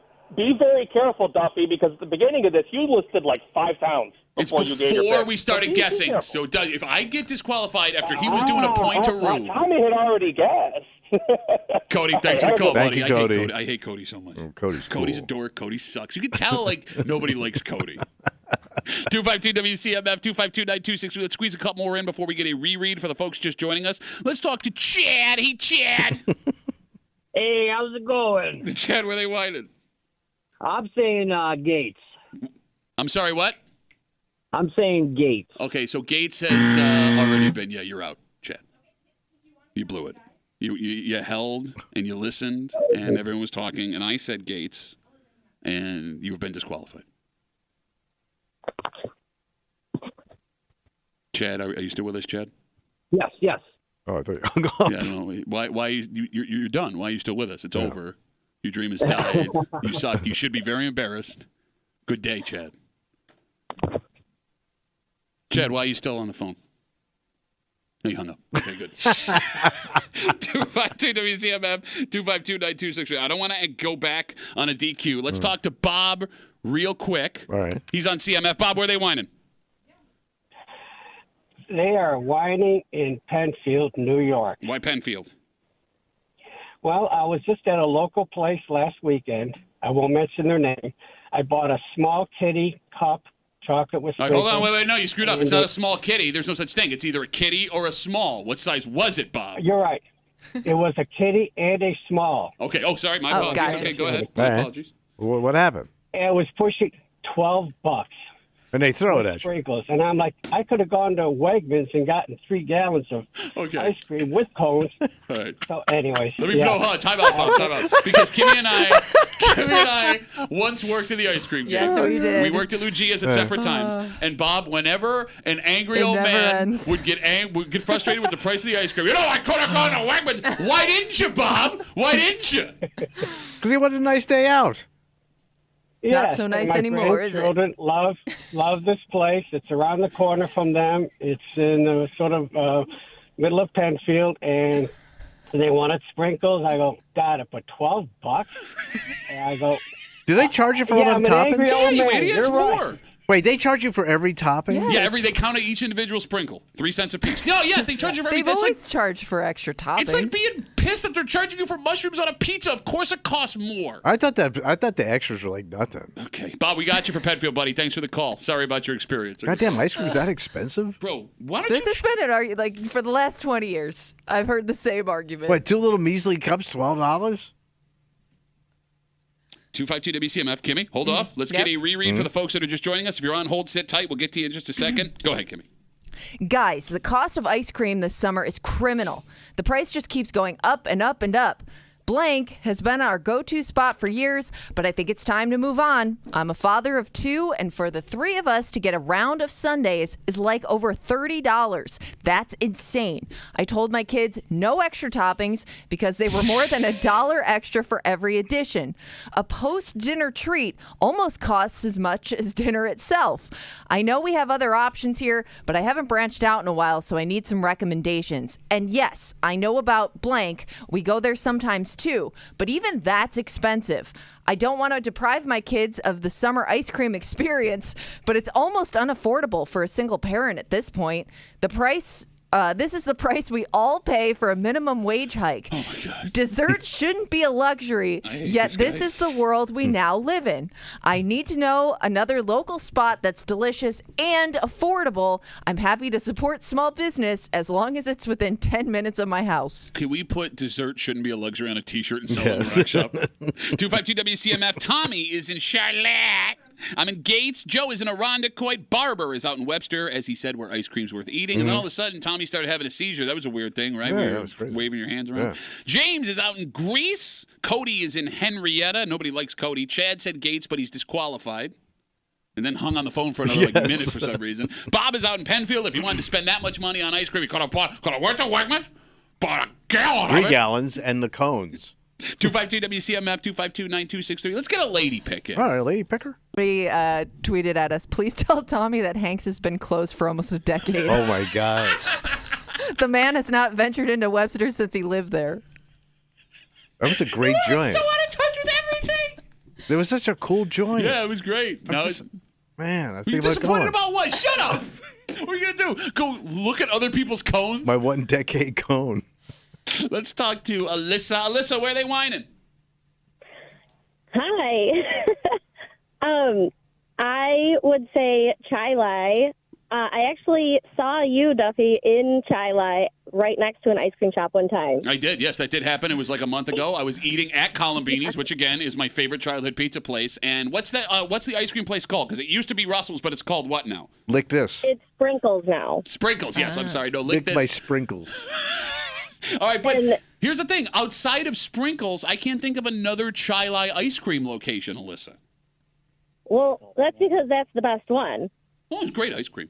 But there's definitely, on the west side, there's a lot of mom and pop shops. There's Luigi's, there's Sprinkles, there's Vic's, there's Russell's, and they're all mom and pops, and they definitely aren't raising their prices as much as, like, the big guys, you know, all the different chains are. Okay. Oh, so they'll be out of business soon. Big ice cream. Yes. All right, well, Alyssa, great to see you at Sprinkles, and we got you for Chai Lai. Thank you for the call. I appreciate it. Yep. All right, there goes Alyssa. I hate that guess. Doesn't make any sense. The logic is counterintuitive. Okay. If the prices were low, this guy would not have been upset. Mhm. You get what I'm Yeah, saying? that's a good point. 252 WCMF. Let's talk to Armand. Armand, where are they whining, buddy? So I'm gonna actually go with an even worse pick than Alyssa. I'm gonna go with Spencerport, and I think because I feel like you stirred everybody wrong with, it got to be within the drive. That he said within 10 minutes of his house. You know, We got to listen. Yeah, listen, Linda. But I'm going Spencerport because the only ice cream place I can think of out there is Luigi's. And I think it's one more called like Anthony's or something. So, and he said he's been going there for a while, and he went to another spot once or twice. But, Spencerport's a good guess. This is the worst call you've ever given. And you can't tell yourself this is a good, you can't guess it and then be like, Spencerport's a good guess. He gave his reasons. You went with Gates, where it had like 100 ice cream places. They do touch. Kind of. Spencerport. Kind of, like the unpopulated. He said the drive had to be within 10 minutes of his house. Yeah, Spencer. He's not trying to go to a whole different town. Luigi's is within 10 minutes of drive of Gates. Shut up, I grew up there, Armand. You shut up. No, it's not. It's more than 10 minutes It's away. not. No, it's not. You get a 531. You get a 531, and you're in Chi-Line within 10. Or Spencerport. I guarantee you, you're wrong. It's okay. Spencerport will win. It's Okay, all right. great, Armand. No, Great no, call. no. Shut up, Armand. I got Armand for Spencerport. Sucks. 252 WCMF. Let's get biblical with it. All right. Caleb is on CMF. Caleb, where are they whining? Let's go Walworth. Well, you got to be kidding me. Shut up, You're Caleb. jackass pig. Shut up. That is a jackass You pig. gotta go with what you gotta go with, man. What does that mean? It's almost as stupid as saying dessert shouldn't be a luxury. You got to go with what you got to go with? Saying a lot these days. Have to take it. Why Walworth? Why? Why Caleb? Why Caleb? So there's the ice cream shop in the center of town, and there's another spot somewhere that I can't remember. I just Anything else you can't remember? Any good picks? You can't remember those. Yeah, the last time I saw your mom. Oh, Caleb, come on, man. Like, the call sucked, but it didn't suck that hard. When in doubt, ended on a mom joke, I guess. Caleb, great to talk to you, buddy. Thanks for wasting everybody's time. There goes Caleb. I just want to point out, with the exception of like maybe one or two guesses, we've really been punching. We're all west side? Not really. No, that's not No? true. No, I mean, so like Arundecoit being more center, along with Charlotte. I mean, Well, Charlotte's more of a west side. yeah, I understand. But no, we got a couple of, I mean, I guess it is a little heavy on the Skewed. west side, but I wouldn't call it bunching. Right. Okay. All right, 252 WCMF, 252-9263. You got one more call to take. We end All it the right. way we always do. Sure. By wasting everyone's time. Mm-hmm. Ben's got the last word. Ben, where are they whining? What's up, guys? How you doing? Good, Ben. Sounding extra cool this morning, Ben. How's it going? So, guys, how you doing? I yeah, have my leather man. jacket on, doing a comb through my hair on. Ben, check me out. I got a tattoo now. I talk like this. Oh my god. Anyways, I'm going with Ontario because there's no ice cream shop in Ontario, so you have to drive all the way to either Webster to go to Yolikity, DQ, or Coldstone, or Brewster's, and then also you could go to Williamson if you want to because they have Yaya's out there, or Baker's. It is So funny all to of hear those grown are men within say 10 names of minutes. ice cream shops in a serious conversation. You can go to Yaya's, you can go to your Lickety. He's named like 7 shops. Yeah, look at the kid. He knows every ice cream within a 5-mile radius Yeah, at all times. plus I'm also a single dad, so I feel the struggle. The ice cream struggle. Amen, brother. He related Yeah, to this man. post. All right. Okay, so it's a Yeah, 10-minute man. drive from Ontario into Webster? Oh, yeah. Yeah, roughly. I mean, if you're going to the close side, where I think that would be Holt Road or Hard Road. I always get too mixed up. Okay. And then like Williamson's it is a 10-minute drive to Yaya's. Okay. Stop saying names of ice cream shops, Ben. I can't. What? Yeah, They yeah. used to have an Abbott's on 104 there, but that closed I don't know, 15 years ago. And then everyone started going to Yaya. Yeah, totally, bro. All right. Hey, Ben, great to talk to you, man. Cool tattoo, though. Oh, thanks, man. Have a good one, bro. I'm impressed by everybody's knowledge of ice cream Man, you ain't places kidding. near them. Well, yeah, you have to know exactly. You have Like, to know. I know, I couldn't. like, I can't two- name 7 ice I don't cream know joints. what exact road they're located Right. on and what town they fall in. Like, but that it was is a Google amazing to map me- quest for ice cream. Yes. Like guys just rifled off like 10 in Yeah. a row and the exact location of each. No, like I'm telling you, on we have cheat day on Sundays. No matter where we are in the greater Rochester area, I'm getting ice cream in the summertime right. every Yeah. Sunday. I will tell you what every ice cream shop we're within. But you 5 were miles also a former fatty. So you've been locked into this ice cream game for a long time. No, it has nothing to do with fat. It has everything to do with being a man. Men love ice cream. You. Hey, be a man. Eat that ice cream cone. All right. Here we go. We got our paper. All right. Tommy is in Charlotte. I'm in Gates. Joe is in Irondequoit. Barbara is in Webster. James is in Greece. Cody is in Henrietta. Chad picked Gates, disqualified himself, and then decided to hang around for another 5 minutes. Bob picked Penfield. The cones, 3 gallons of ice cream. Alyssa is in Chili. Armand, for some reason, chose Spencerport and then started yelling. Yes. Very rudely. Caleb picked Walworth, then he got mad at us. Ben picked Ontario because he likes going, yeah. Are we ready? I'm ready. All right, you're done. It's not Charlotte. Ain't you either, though. I'm not feeling good about my pick today. Are But I think my You other did this pick. last time, and then you actually won. But I think my other pick. What other pick? What's that?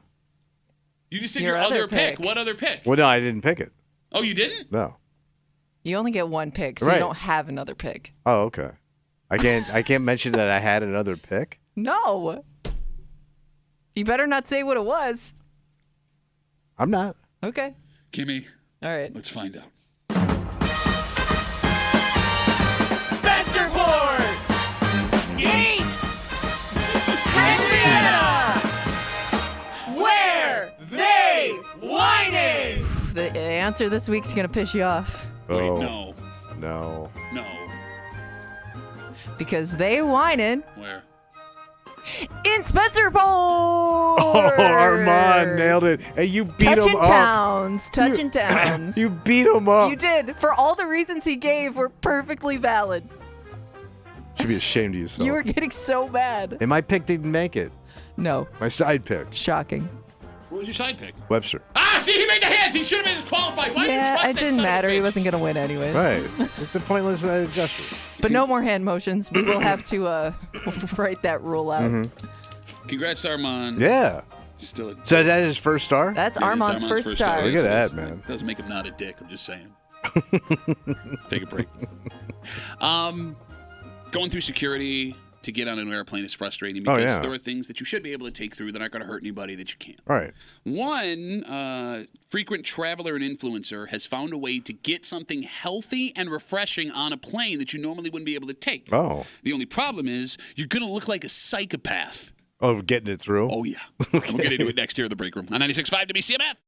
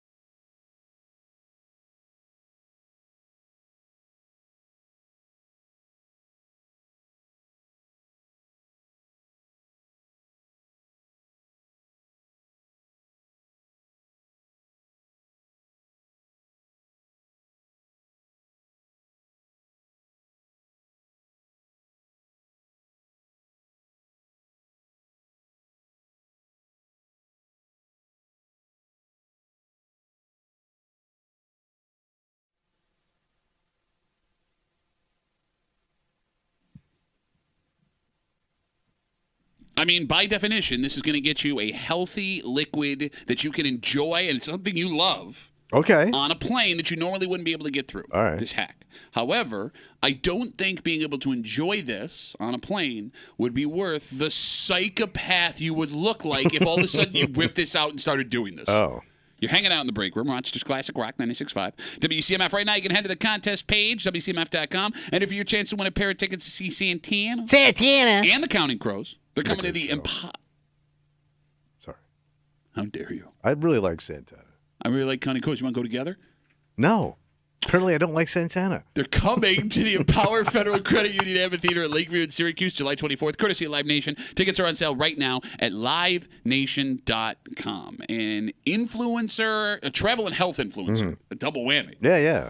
Went on TikTok this week to share a hack getting a healthy snack through TSA that wouldn't normally get there. All right, and I dig this snack. Yeah. Did you know you can get coconut water, any amount, through TSA? Why coconut water? Well, there's a way to do it. See, here's the thing. If you buy the coconut water that you love in the container. Yeah. Yeah, like the box one, that's not going to get through. All right, so what do? You buy coconuts. I don't want to bring my machete to open them. So sucking out the shell. So coconuts are allowed. How are coconuts allowed on a plane? Don't know. But by the way, they're size of a bowling ball. Coconuts I are guess allowed you on can a fit plane. it in your bag. So the average coconut, fun fact, carries 7 to 34 ounces of coconut water inside. Yeah. This influencer says he brings a metal straw. And there are soft spots on every coconut called the eyes. There's one soft eye, according to this man. And he takes a metal straw, which you can bring in a plane. Wait, so I can enjoy this on the plane? I could be sucking coconut water out of a coconut. On a plane via the metal straw that you jam through the And soft I'm not on eye. Air Hawaii. No, you're not. This is something you're allowed to do. Huh. Interested? How much water is in an average coconut? No, I mean, it may not even be enough for your trouble. You're joking, What right? if there's like an Are ounce? you joking? What if every coconut has Are like you an ounce? joking? What? Kimmy, how much coconut water is in the average coconut? Kimmy, how much coconut water is in the average coconut? I don't remember what you said, but you did say it. I literally looked you in the face What? and just said the average coconut then carries you asked how 7 to much. 34 ounces of coconut. No, there water. ain't no 34 ounces in a coconut. That's BS, bro. We had coconuts in Florida. They didn't have. You crack it open a coconut, you get about an ounce. Well, look, what do you want from me, man? I'm giving you the information that was provided Think about by how the much good people of coconuts.com. Pick a bigger coconut then. No. That coconut would be the size of like an NBA basketball. Again, the average coconut, according to research, carries 7 to 34 ounces of coconut. So how much is in it? I didn't catch that part. That's 7. I didn't catch that. I was looking you in the face. We were having a human conversation. Yes, but I zoned out. Okay. Would you? No. I'm not bringing this hairy nut on this plane and then poking it with a metal straw and sucking it out. But I you don't love- need coconut water that bad. I saw the look on your face because you thought having, I know you. You think having a coconut on a plane would make you look like exotic and cool. Well, you look Polynesian. And if I know that you get mistaken for being Polynesian all the time. You know, I do dress very Polynesian. You don't look I have of all of the cultures you could be. I got a little I have this. You can't tell me this shirt ain't Polynesian. No, that shirt would never fit anyone that's from Polynesia. Kimmy, would you bring a coconut on a plane for coconut water? No. I'm trying to save as much space as possible when packing. Coconuts don't seem very convenient. Like the amount of douchebag you would look like if you pulled a coconut out of your carry-on. I would think you're setting this place on. You're blowing it up. No, It's a bomb. With a coconut? It might be a cover for a bomb. I would think. Hold on, can I Like it's stop? probably like Time something out. do something with that coconut. Time out. You would put a bomb Inside in the coconut. most odd-looking, you're drinking? suspicious thing that you... No, forget the drinking part. If I see somebody pulling a coconut out, that's a nut. If I'm going to bring a bomb on an airplane, I'm going to pick the least suspicious thing possible. You know what would arise a bunch of looks? A coconut! Well, I wouldn't think until you told me the story you were allowed to even have one on the plane. I wouldn't think a coconut is a guy who's a psychopath. I would think guy with coconut is a guy that wants you to ask him about the coconut. Oh, that's a food hole. Thank you. Yeah. Yeah. No, he wants, let me tell you what I can go. Actually, Hey, no, you could do this. I'm just exposing the system. I don't even know where to buy a coconut. Where can you buy a coconut? You can buy them at Wegmans. You can't buy a whole coconut. Yeah, you can. Yeah. A full coconut. So there's a whole section of like really tropical fruits in there, like those star fruits and all that stuff. Yeah. And the mangoes. It's all in there. I've seen the star fruits. I've never seen coconuts. Yeah, they're in there. I'm almost positive because as a kid, I bought one from there once, and my mom was like, "Fine, you can have one." Why did you buy a coconut? Because I don't know. I saw them in cartoons. I thought like they had because they have the coconut water inside. Yeah, that's what we're talking about. Well, I'm saying like I thought like I would enjoy it, and then I remember sipping it and be like, "This is awful." How'd you get it open? You crack it open. Yeah, you got to smash the crap out of it, or get a machete. 252 WCMF. Again, you can bring a coconut through TSA, despite the fact that the coconut has 7 to 34 ounces of coconut water, which apparently Tommy is not believing.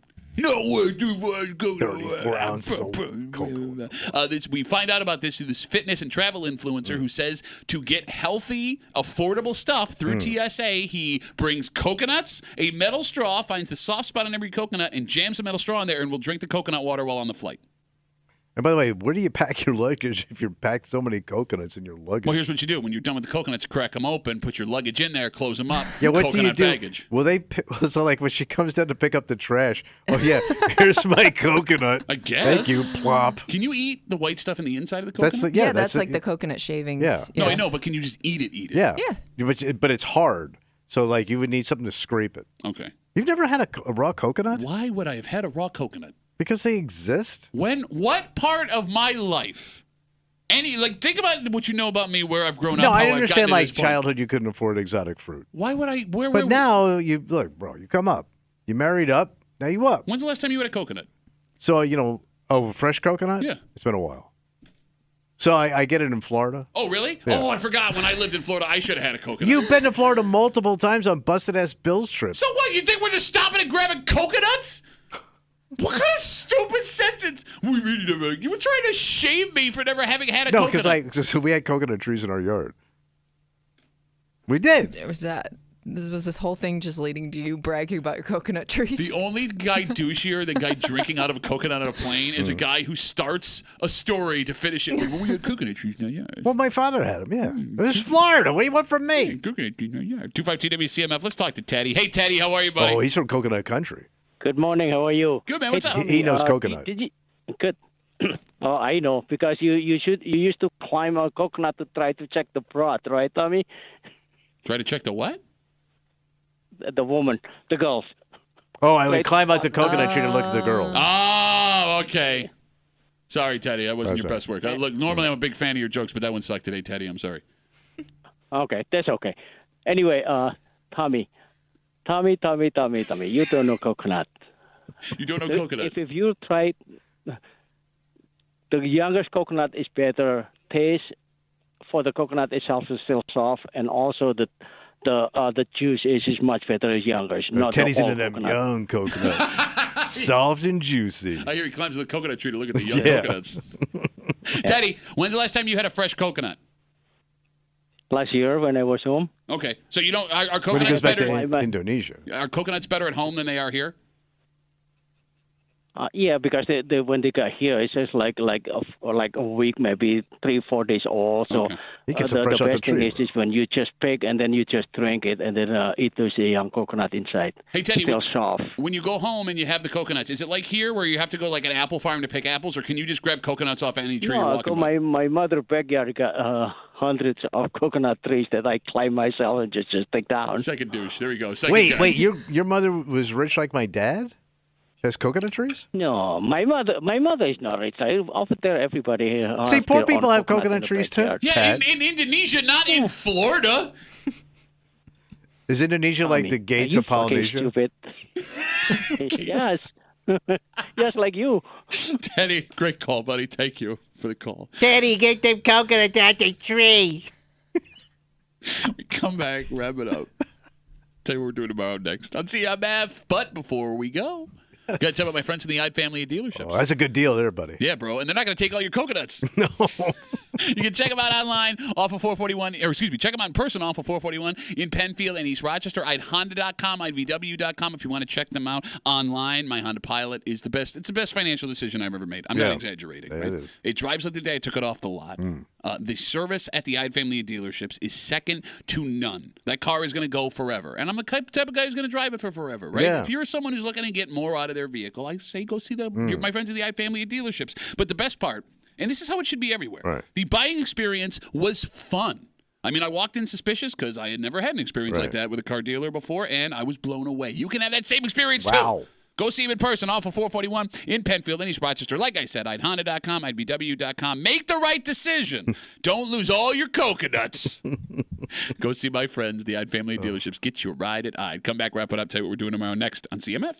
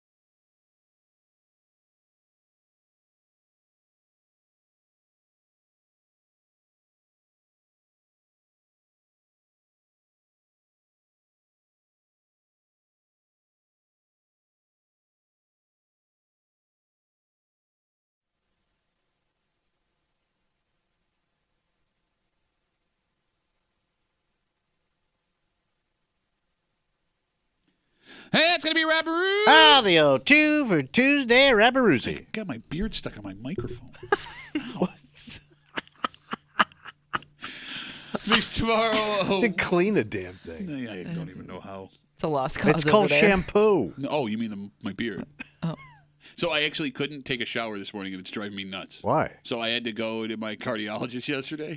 What is with you two? Remember when I went to the ER the other day on the show 2 weeks ago? Yeah, that's why I had to go check. So they put this thing on me, and it's heart. You can't get it wet. Yeah, well, it has to be on for 24 hours before it can get wet. Oh. So it's like it measures my heart rhythm, and then if I feel symptoms, I got to press a button on this thing. What does that do? It records it. Oh. Okay. And then if I don't die, I take this off after 2 weeks, and I put it in a box, and I send it off to this company, and they can see if they're catching weird things. So you got to wear that thing for 2 weeks? Yeah, it's like a sticker. It doesn't come off. Ugh. You want to see my nipples? I'll show you. No, I don't want to see your nipple. I do love how he's like, what's wrong with you two? Yeah. What? Instead of like, I don't know, assessing the room and thinking, am I the problem? What did I do? Just saying, 2 of the 3 are very stressed most of the time. What are you stressed about? You don't even have kids. I rest my case. I mean, she does make a very good point. What? It's really weird that everybody around me is constantly in pain and going to doctor's appointments. So you're saying... I wonder what the factor... You're saying working with me makes you ill. I'm not saying it's the only reason, but it could be part of the problem. I mean, I don't know. I seem to remember a guy you worked By the way, with. you've had this for 12 years. We're not the only ones you've worked with that have had horrible health problems. I mean, as soon as you showed up, the guy got cancer. Well, 2 people is Parkinson's bad? Yeah, it's pretty bad. I got some of that over there. All right. I don't know. But other than that, it's really weird. Well, I'm okay. Good for you. Yeah. We're all cheering for you. Thank you. We got to get out of the way. For Kimmy, who is dying just looking at him. Stress is killing me. You're going to walk out of here I know. in 15 seconds. Well, she stays here for another 2 hours and does your work. Would you like me to stay here for another 2 hours? No, because you can't. You would, again, you're part of the problem. For Tommy Muley, who is part of the problem. Proud to be part of the problem. My name is Pat Tommy. We'll see you tomorrow morning in the break room, 6 a.m. on 96.5 WCMF.